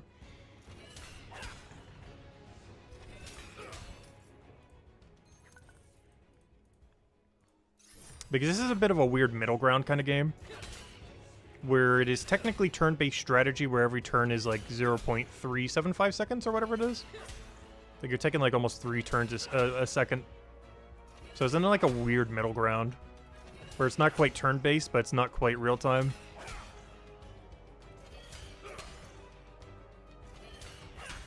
It's one of the reasons why numbers work actually in old school Runescape. Because each tick is 0.6 seconds, so it's a lot closer to a turn-based strategy. Compared to a real-time game. Whereas Brighter Shores is a lot closer to a real-time game than a turn-based strategy. Due to how much quicker the tick is.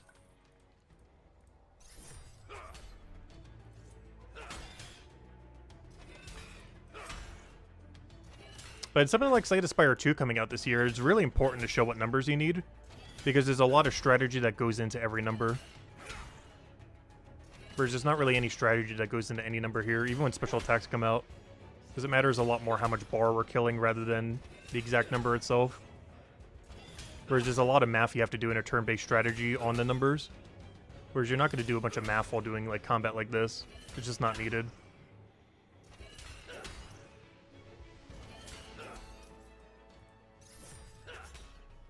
I was like, I can't wait till Slay the Spire 2 comes out. I'm not sure when they're going to be releasing it. I know it's sometime this year for the beta for it. We'll be doing it for a solid week when it does come out. So hello, I'm a bud, by the way. Welcome, welcome.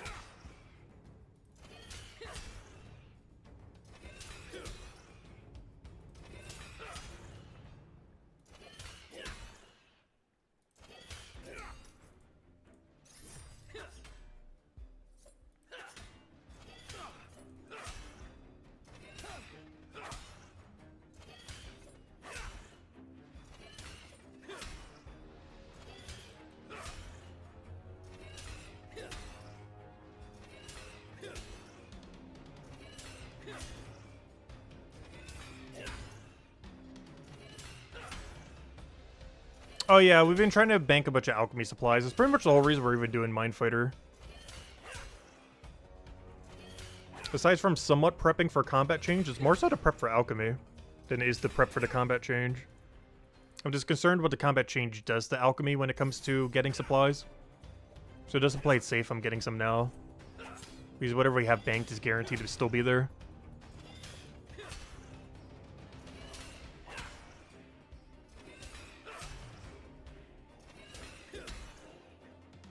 Whereas we don't quite know how we'll be gathering alchemy supplies after the rework. Like the specifics how to work. Like we know generally how it's going to work, but it could be a nerf, it could be a buff. It could be about the same. All we know is we wouldn't be able to target these otherwise. Like you won't be able to target Mind of Matubin like we are right now after the rework. You might still get pretty similar loot, but you wouldn't be able to just mass farm it like you can now. Or you just do Minds of Matubin and Minds of Matubin and Minds of Matubin and Minds of Matubin. But in a new format, you're going to have to hop around a bunch.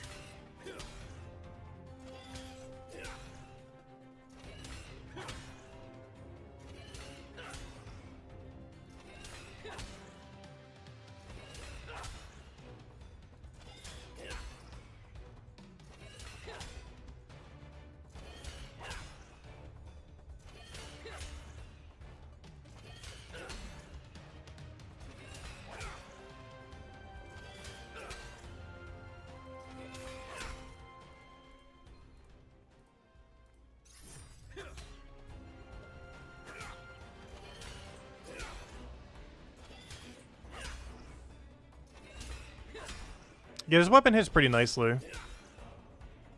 This is actually the best weapon in the game to be using on this out of any class in the game. It's the slowest hitting Necromay weapon. And they're really a high hit attack speed enemy. This is by far the best DPS you can get on it. Well, you know, obviously it needs to be upgraded and everything. But weapon type-wise, this is the best DPS you could ever have on this enemy. There's a two-hand Necromay axe from Cryo Knight.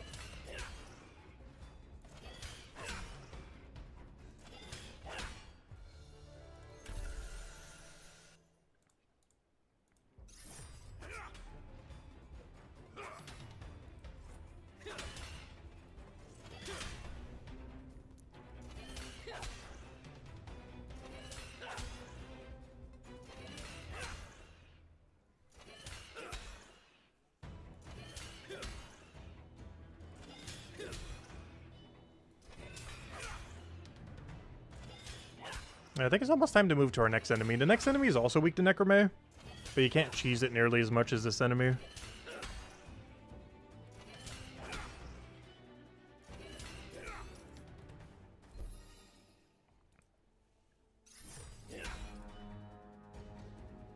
Yep, not sure what I just did there, but that is not correct.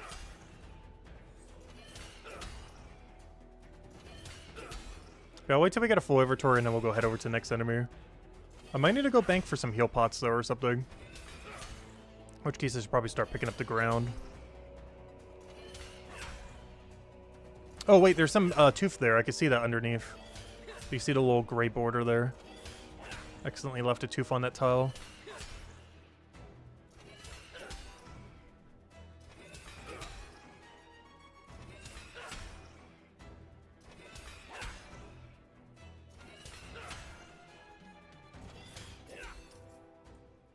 Oh, a lot of teeth, apparently. Wow.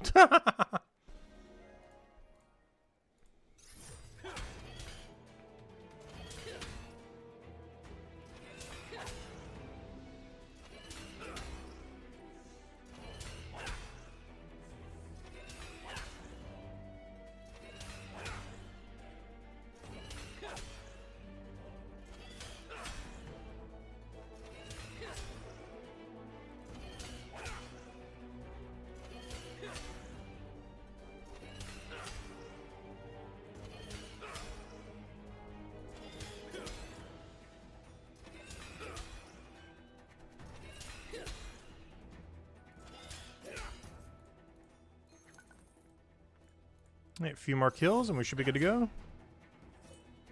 Now we'll go head over to the Tongue Beast. The Tongue Beast does the best healing pot in the game. At 35%. The alchemy supplies we get from it actually are less relevant to what we're killing now. But the potion itself is useful. But the XP from the potion itself is not useful.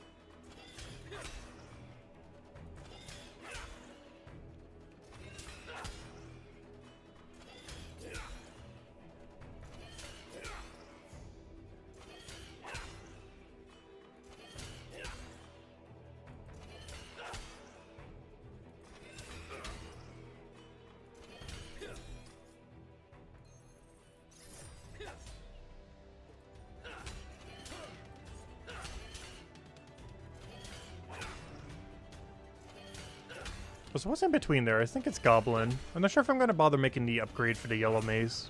Because the next enemy is immune to it. So they go all the way out of our way just to make an item there. Probably not worth. But you technically kill them now and just skip them. Because they also give the healing potion. Okay, maybe that's what I do then. I'll make a longsword and just kill the Goblin instead of the Minecrawler. Did I kill the Minecrawler to 155 then move to the Goblin? Because if I make a longsword, I can just kill both of them with it. The problem with doing that, though, is if I make a 4-star longsword, it falls off by the time we hit Tentacle. Like the one we actually care about a lot. Otherwise, I have to double make a weapon. Once right now at whatever level we do it at. And then again once we get to Tentacle at like 160-ish.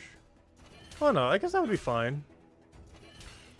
I don't know, would that be 200 leveled? If we use a 155 longsword, 4-star on a Tentacle? We could probably get away with that. You know what, we might be fine. It's not ideal, but I think we can still get away with that.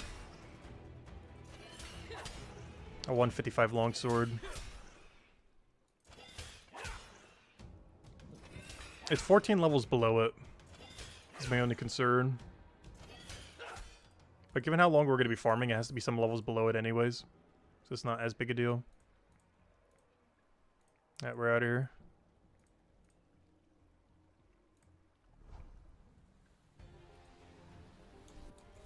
Alright, to the next enemy, which coincidentally is also weak to Necromay. So I don't even need to change my weapon. This enemy will be way harder than what we were just killing, though. But we only need to kill it for 2 levels. Hey, Runescape noob. Quite literally his name.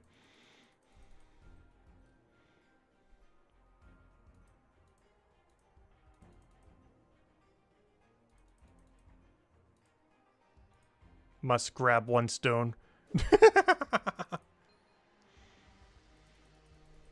Probably not worth it, but free XP is free XP.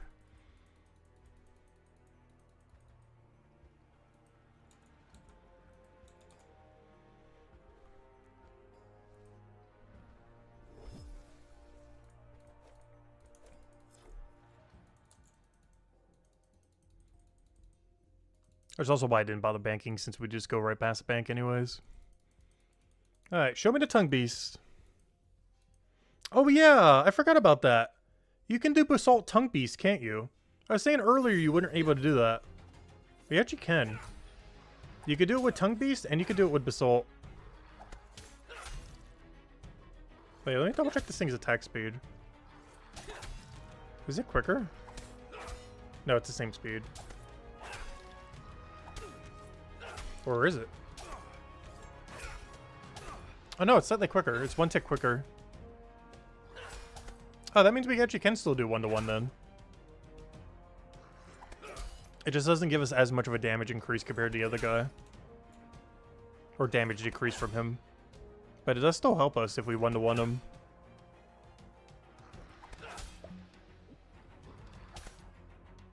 I will do that fully on the next enemy.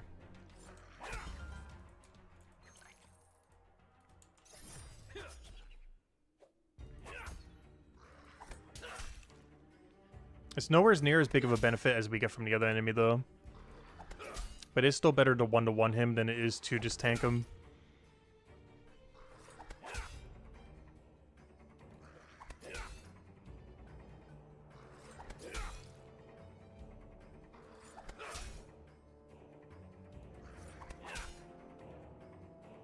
Why is it taking longer to move, though?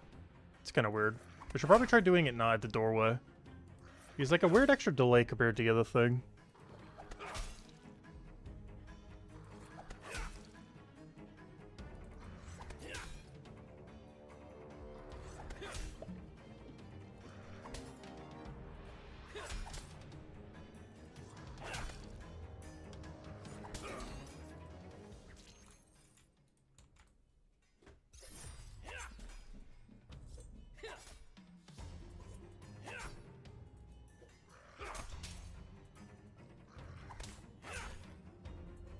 There we go, now he's moving quicker.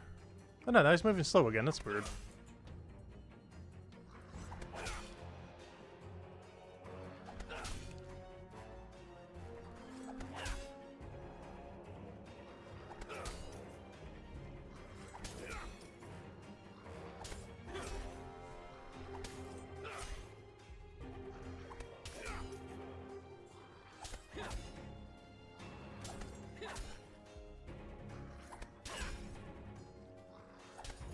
That's weird. Sometimes he moves quickly, sometimes he moves slowly.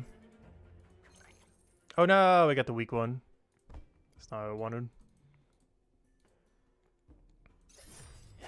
Honestly, I think sticking with the Metalith is better than this guy. He's just kind of too annoying for how much barely better he is, XP wise.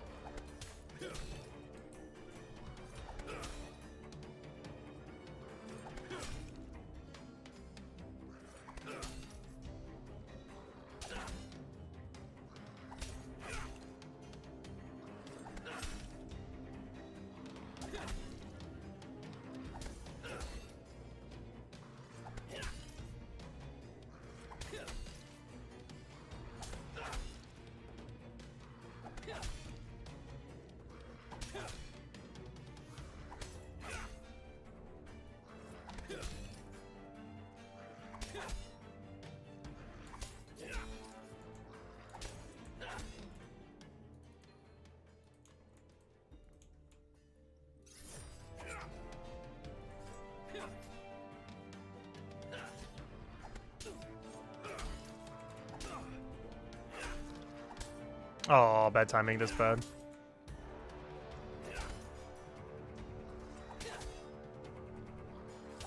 We gotta do it like right around there. I think it's after like 3 hits. With our current attack speed difference. This 3 hit, then move.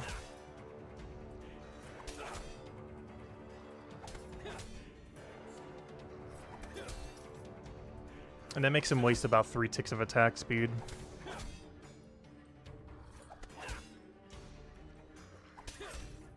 Which makes him about 1 second slower in attacking every time. For 1 hit. Oh, are we gonna die here? Yeah! Yeah, I don't think we're gonna deal with him. It's way better to do the Metalith. Boo. Yeah, let me go top off my potions real quick because it's annoying me that they're weird numbers now. Yeah, we'll go back to Metalith. He's not worth killing. Anything else I need first time bonus on? I guess we'll take the skeleton real quick. And it was gear up for the goblin later, off stream. Let's keep doing Metalith for now. Until we're at a good point to go make a weapon for goblin.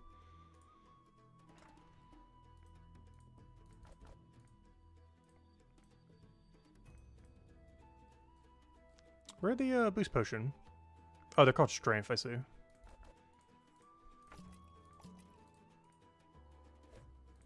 Alright, before we go there, let me go do all the first time bonus for everything we can kill. Which at this point means kill cockroach, which I still somehow forgot to do, and kill skeleton.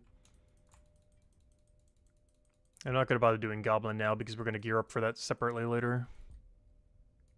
Likely just making a 4-star 2-hand.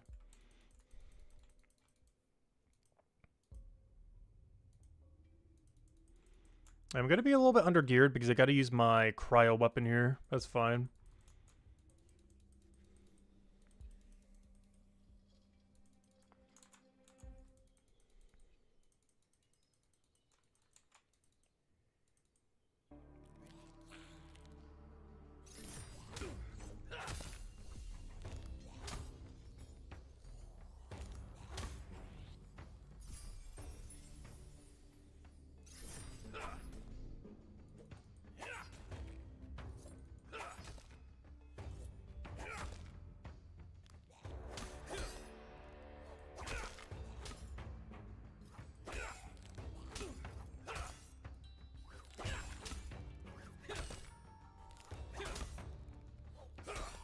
Honestly, this is dying pretty nicely to this. It's actually working surprisingly well. The only problem is they don't drop any alchemy supplies, though. Oh, never mind. This is weaker than the Metalith. No wonder why. I was gonna say. Why are they going down so easy? But yeah, this is weaker than Metalith. I thought this was higher level. I want to hear for the one-time bonus, though. Oh, he actually gave us something. I don't want it, but he gave me something. Alright,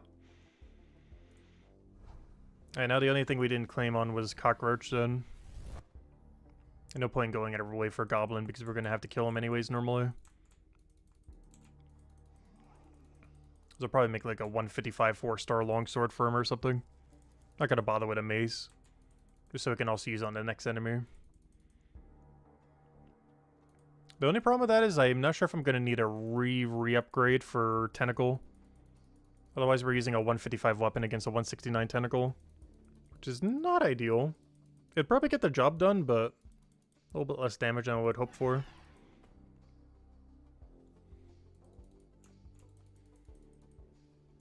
Alright, let me kill one quick cockroach. Which is going to be one of the easiest things to kill with infinite ammo.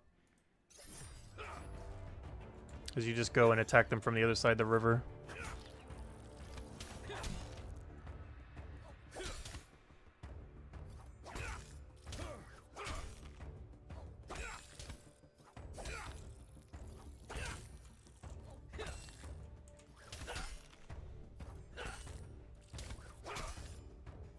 And that'll be the first time bonus up to our level then.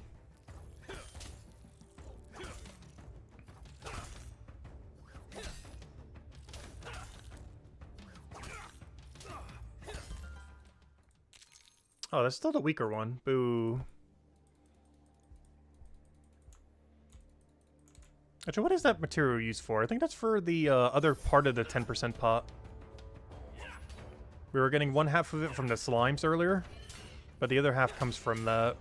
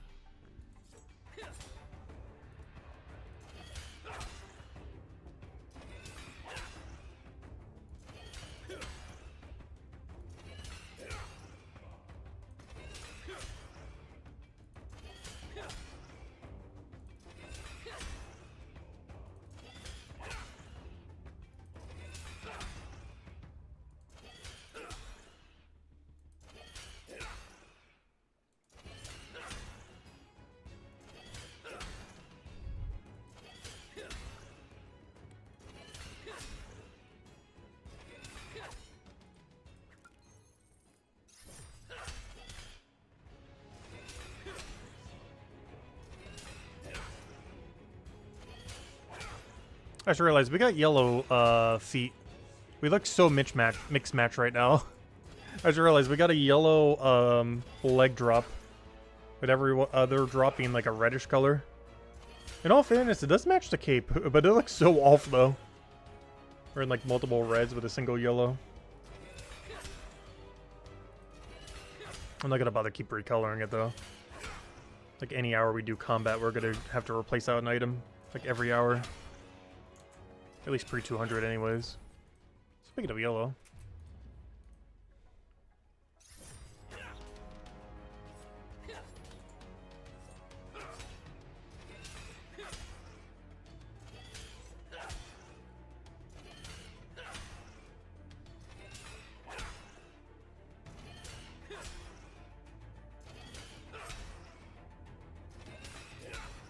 But I think our goal at this point is to get to 155 on stream.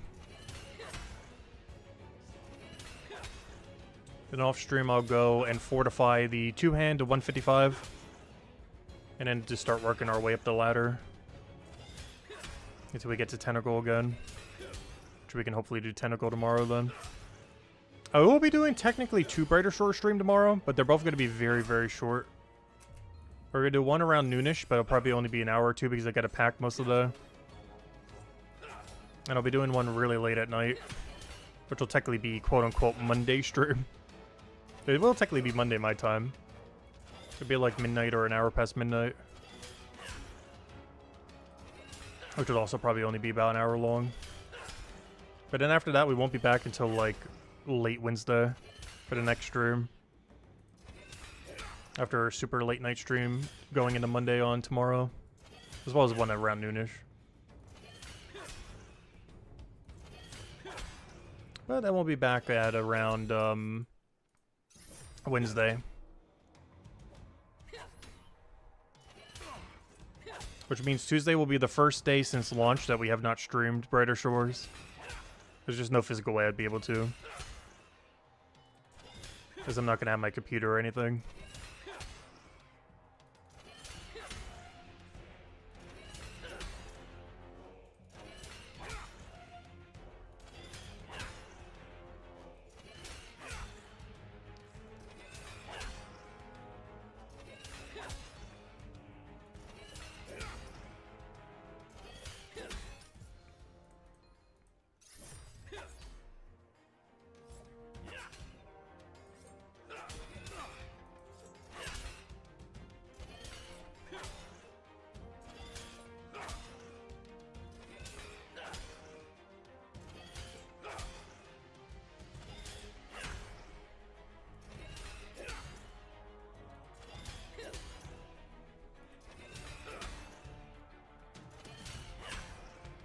But right now we will be pretty combat focused until we get to about the 200s.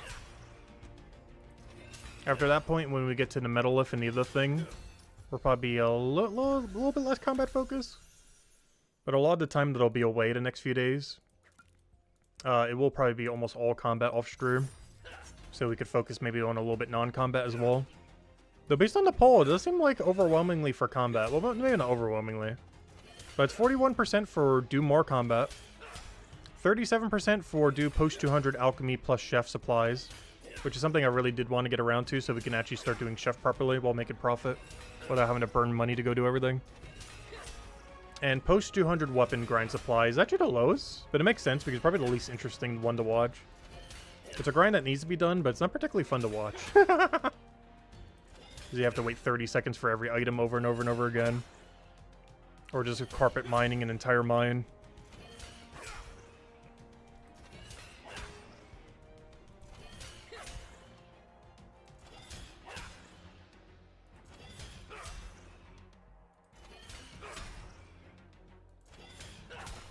Oh, that's a drop. Nice. Definitive upgrade. Across the entire board. Love to see it. Alright, so far we gotten 2 armor upgrades. That's nice. I need it. We got a 4-star boot and a 3-star body.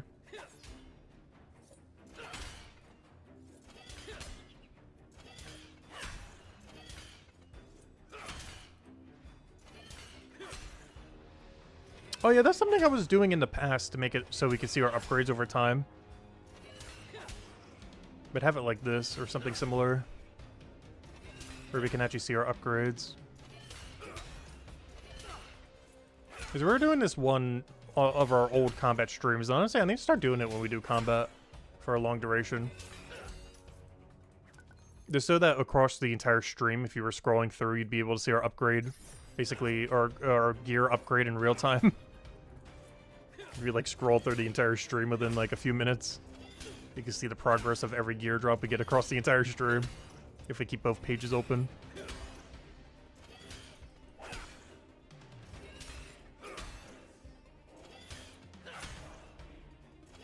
But we need to start doing that if we're doing a lot of combat on our stream. As it's really easy after the fact to track the progress that was made. Both for myself or anyone else who wants to check. Because you could just see every upgrade as they happen. Well, I mean, as they happen, but you know, you can go through like hours of combat in seconds or minutes.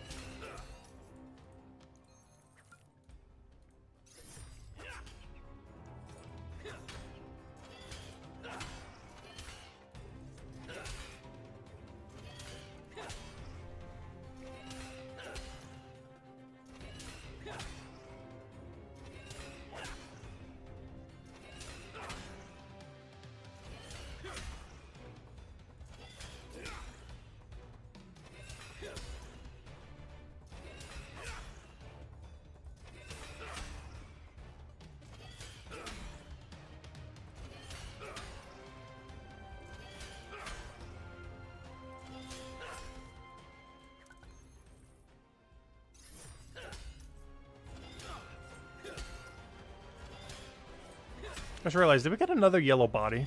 How have we shifted from red to yellow now? We were red for the longest time, and now everything's shifting yellow. Honestly, yellow matches the cape way better, though. So if we get RNG a yellow helm, that'd be great. But for it to be an upgrade, it has to be at least a 3-star. Because we're still rocking a 4-star 128 there.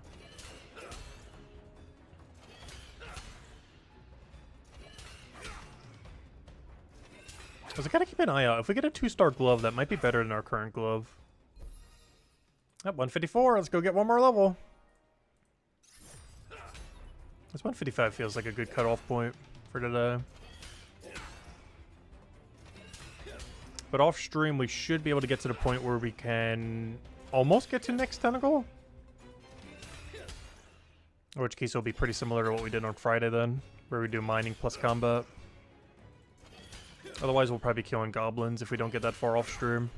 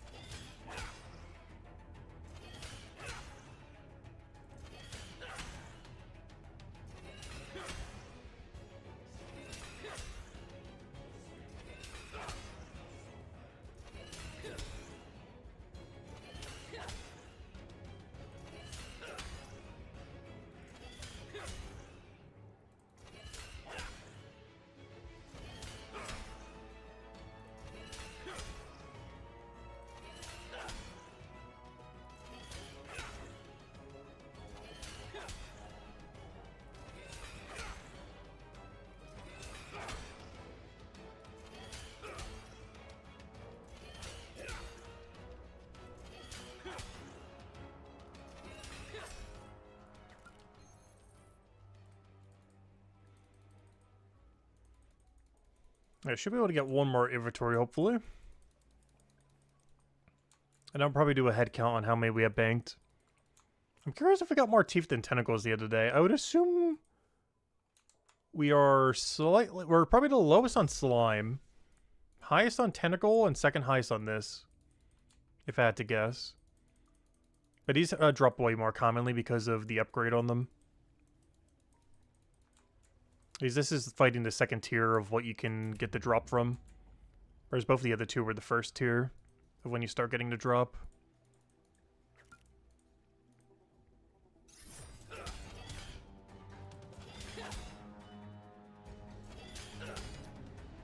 Because I believe the first time you get it from these guys is at 95.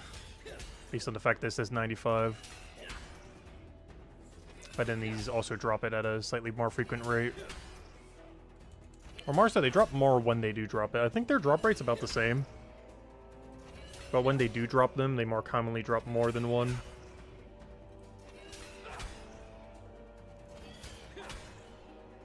It also seems like the inferior tooth is also not in their drop table. Whereas on the previous one it was.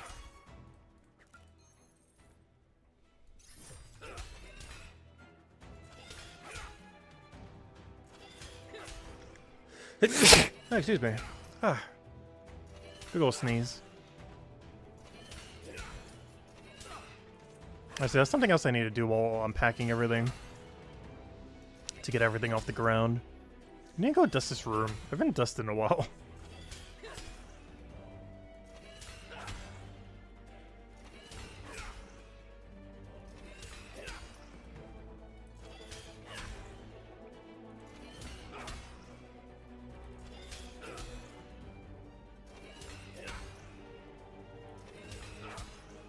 But yeah, honestly, this entire weekend is just going to be spring cleaning.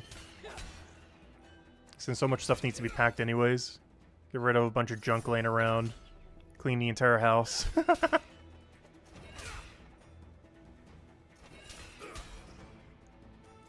Technically, it's still winter.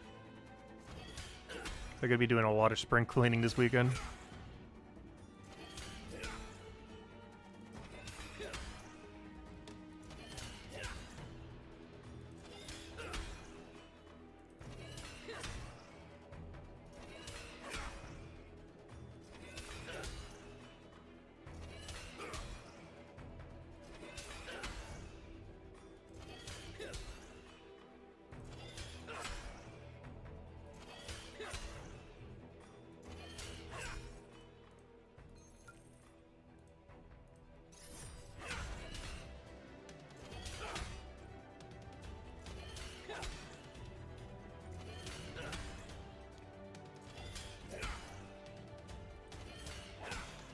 Oh yeah, there's our new cape right there.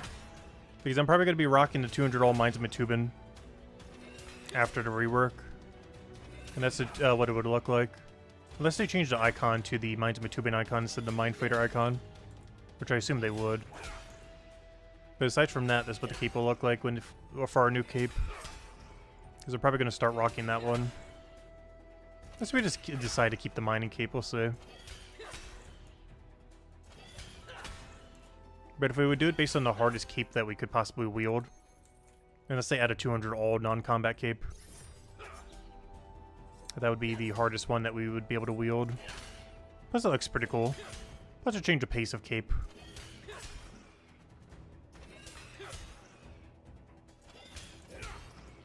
But it's probably going to be our new cape after the combat rework. Which is technically the 200 all Mines of Metubin cape.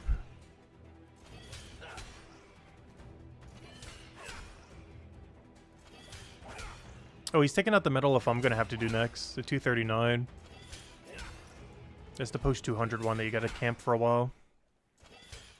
We can start trying to kill it at 199. We will be 30 levels lower than it.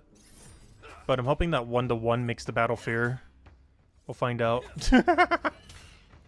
Because my bold assumption is that we can actually kill it at that level range. There's a non-zero chance we won't be able to kill it at that range. Because my current combat plan assumes I can kill level 239 at level 199. So we'll see how that goes over.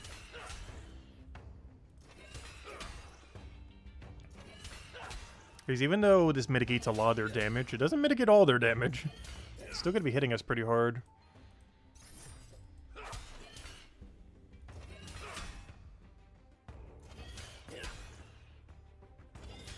Because what we're doing right now only mitigates 33% of their damage. If their number's big enough, they're still going to kill us. A 33% reduction when they're doing like 150% enough to kill us is still very dead.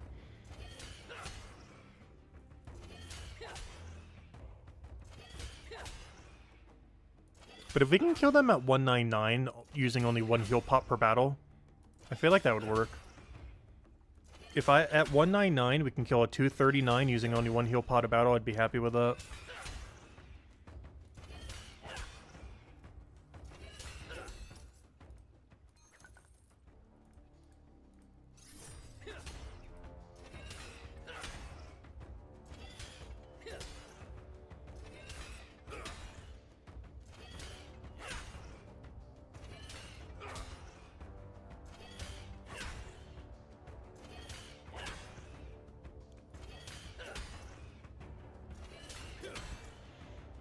That's interesting. He's doing the physical thing instead of his Necromay weapon.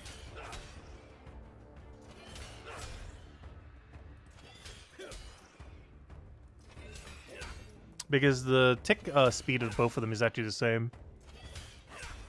But one's a two-hand, so he doesn't get to use his shield.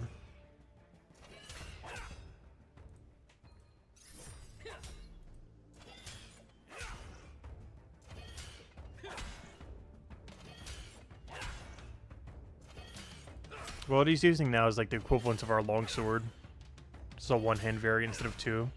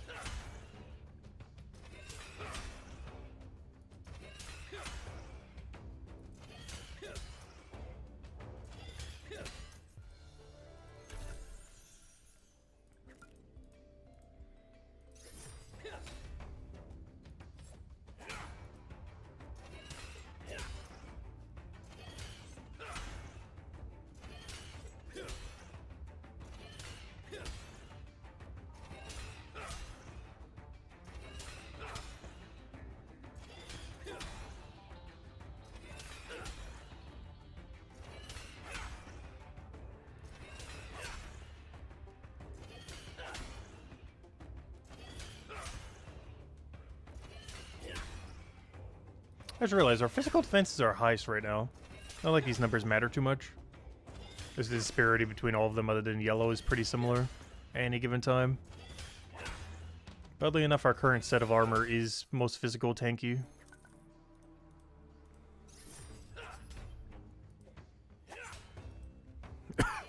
Is somewhat relevant because I believe goblins do use physical. Even though they're immune to burning, I believe they hit you exclusively with physical damage.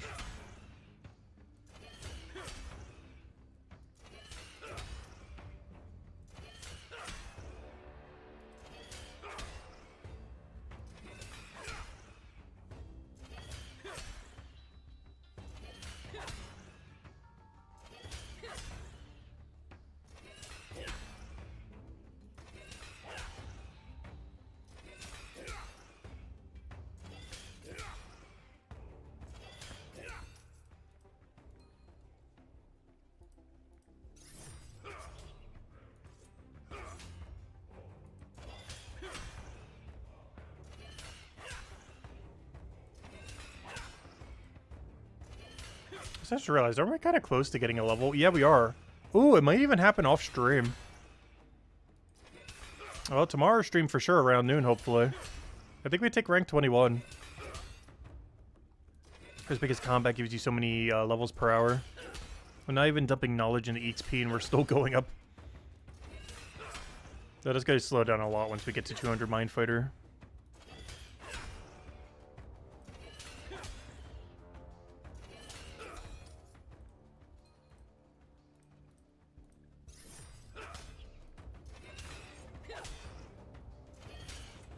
We were mentioning earlier, we need to get around 3,700 level. in order to take top 20. Oh, so I don't believe this person has been playing much. Because I'm pretty sure that's the same level that they were a couple days ago. So this person might not even be playing anymore. Or I'm looking at the number wrong, but I could have sworn this was the same number from a couple days ago. So around 3,700, we would technically be top 20 for real for the first time ever. Because anytime we've ever been top 20 in the past, it was before True Leaderboard. But we've actually never had it since True Leaderboard.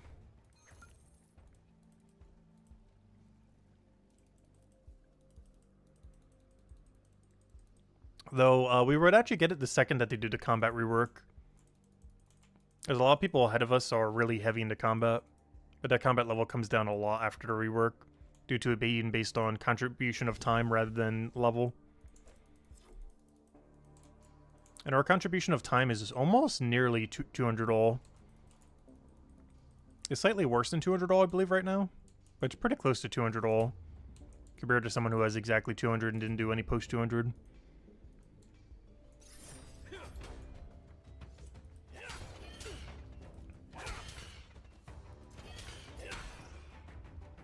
Which is our current spread contributes a lot less to our total level. But after the merge, both the two numbers will be a lot more similar.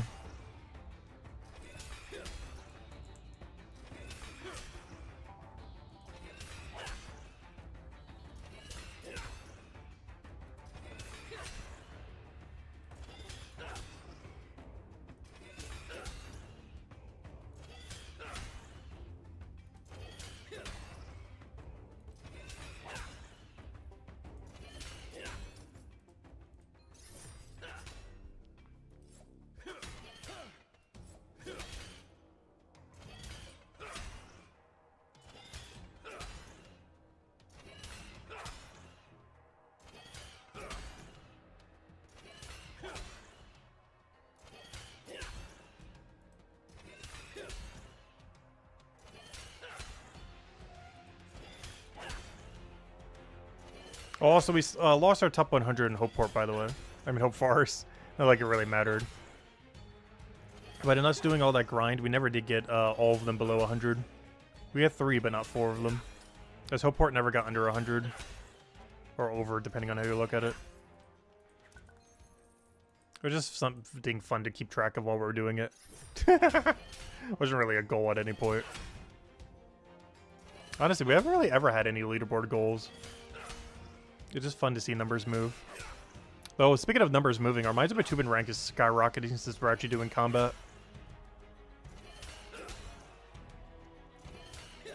Because we technically be 46 more by the time we have 200 there. Which means... Do we actually take top 20? I don't think we do.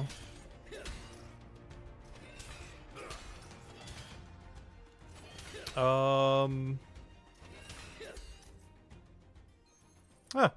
We actually do. Assuming they don't gain any levels, which probably are, though. But if no one moved at all, by the time we have 200 combat, we actually would be. So the main thing you'd want to see for that is the numbers not counting combat. Like, let's go compare it to Chino real quick. Like, if you ignore Mind Fighter completely, what would the numbers be? Because that's the way it's going to be after the change. Oh, wow. I didn't realize this was his spread. He's dumping all of his knowledge and AFK into Stonemason. But he isn't doing the mining to support it. That's interesting. It's definitely one way to go about it. But I didn't even realize that. He actually has exactly 200 all except for Stonemason that's like through the roof. Interesting spread. Because that would still be higher than this. Because that's 130 post 100 or post 200 levels. Whereas we only have 66 plus 49, which is what? That is math. That is 115. Which is lower than 120. I mean, sorry, 130, I mean. So we're like 15 levels below. After the combat merge.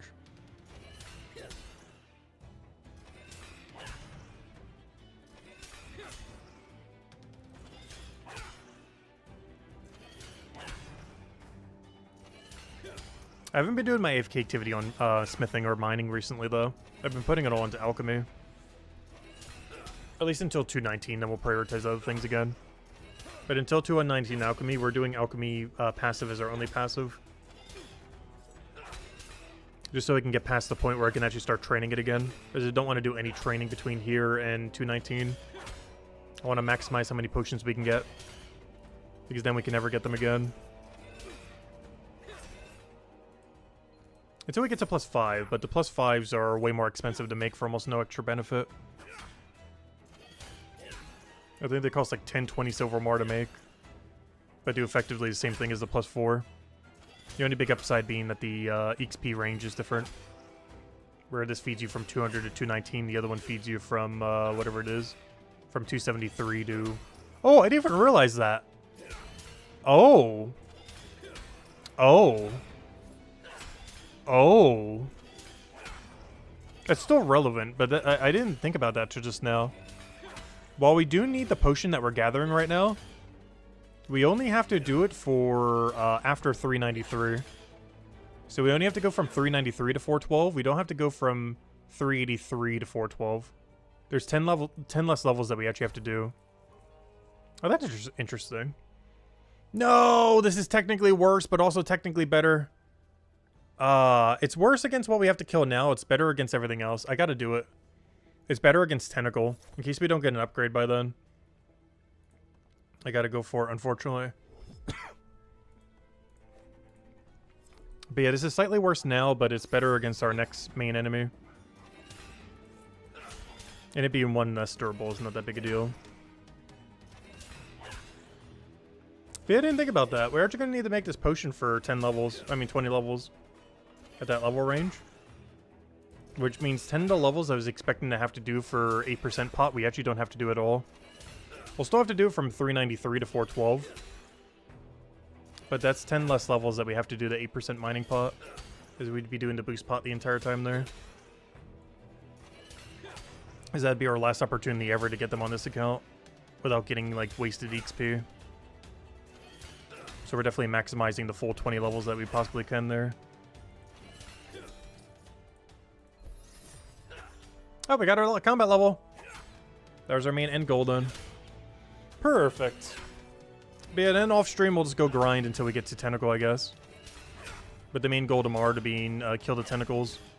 The 169 Tentacle.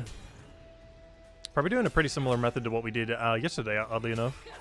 Where we do mining plus Tentacle. And then while I'm away for about 2 days, we'll go and... I guess I'll continue to combat grind. And then when we come back, we'll probably do something somewhat non-combat related, just to break it up a little. Because we've been doing so much combat lately. But then potentially the Q&A would have happened as well. We don't have an official date for it yet, but sometime next week. Which means it could be on Tuesday or Wednesday. Which means by the time we come back late Wednesday, it might have already happened.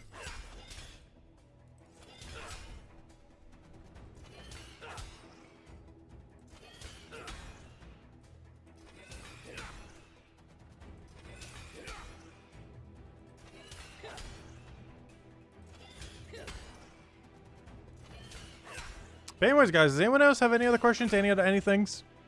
Otherwise, I think after this kill, we'll go set this guy up to the Alchemy FK. And then I gotta start packing. Because, gosh, it's gonna take at least another good 10 hours. Maybe not that long. I don't know. Maybe I'm overestimating how long it's gonna take. I just know I barely even dented it yet. Compared to how much total we need to go do. Alright, let me go sell these when we head over there. Alright, one last thing I want to go do. I want to go check all of our stock. Oh no, he died! Oh wait, let me grab this tube over here. Alright, let me go teleport to Hopeport. Good luck with the packing. Thank you, thank you. Alright, let's go see what our final numbers are. Because I want to go see what our final numbers is for every alchemy supply now. Because we didn't get any mining supplies today, so I want to see what the 3 alchemies are. That being the slime from the jelly, the teeth from the Metalith, and the tentacles. The tentacle number shouldn't have gone up. I think I forgot to show it yesterday. I did check what it was, but I don't think I actually ever showed it at yesterday's stream. I said I would, but I completely forgot by the end. Alright, speaking of which, the current poll, by the way. After 27 votes, which of these grinds for Brighter Shores should we prioritize streaming prior to the combat rework? It's at 41% for more combat, 37%, nearly the same number at post 200 alchemy plus chef supply grind, aka everything we need to go do the everything on the message board, while also getting just alchemy stuff, which we're still doing through combat as well right now. And the lowest one, 22% for post 200 weapon supplies. Anyways, let's go see the 3 alchemy supplies we got. So we got 223 teeth. Gosh, we already got 2 dust. Gosh, that was on a different day. We got 216 slimes and 431 tentacles, as well as at some point off stream I got 12 of these eyes and some of these. These 2 are for the best fear pot in the game of 15 minutes. It is also the next potion I actually need, so tentacles are by far the highest priority, as I believe it's 239 alchemy we need that. So in the current balance of the game, unless they rebalance it, yeah, 238 is when we end up needing these. So they're most immediate potion that we need, aside from everything that we do to go from 219 to 238 to actually use them in the first place. But aside from that, yeah, that's what the main next potion we got to go do. So those are really, really important. Beyond that, these teeth are for the 8% XP pots there. Wait. This is the 6% one? Oh no. Wait. This isn't the 8% tooth. Oh no, wait. This isn't the 8% tooth yet, and I've been gathering them. Oh no, wait. This isn't even the 8%. Oh no, I guess that's the other one that ends up giving it. Like the one like near post 200. Oh, I thought it would because the 10% are already dropping from the slime. Oh no, I've been banking these and I don't even need them. Well, not that I don't need them, but they're way lower priority than what I thought they were. Oh no, because I don't need to make 10 or 6%. Those are kind of pointless. Oh, whoops, mistakes have been made. But yeah, I assume because these were doing 10% potion, as you can see right there. I thought the other one would too, but no, they're actually still doing the 6%. That's not ideal. Well, that's not good, but hopefully the post 200 one will drop the other one then. That's fine. Anyways, let me go get the few little alchemy supplies we need. And go get our guy doing it. You know what? Let me go do a full one. I highly doubt I'm going to be away this long, but just in case. Let me stock up. Gonna buy an 1111. Just have him start doing the boost potion then. Oh, there's Mightius. Yeah, let me grab everything we need here. 11 of these. 11 of these. Not that. The hazel thingy. There we go. This is the right one, right? Yeah, this is just making sure. And we'll leave him here for a little while. I highly doubt I'm going to take 11 hours, though. I'll be back way before then. But in case I take longer than a few hours, I want to have it go for a longer duration. And there we go. And since I need to do it anyways, might as well check the other 2 accounts and see where they are. I believe they're both fine for a while, though. You're fine all the way until you get your level, which is in several hours from now. In about 7 or 8 later tonight, you should hopefully have it. So that's fine. And then the other one can pretty much camp here for as long as it needs. It can go for a whole 24 hours if it wanted to. So then we need to check this till way later. At least until it hits 56, in which case we knowledge it up and boom, move to the next activity. Which unfortunately we do have to start buying stuff and worry about inventory, but worry about that when we get there. Anyways, guys, I hope you all have a wonderful, wonderful week. Wonderful weekend, and I will catch you guys later. Goodbye, everyone, and thanks for watching.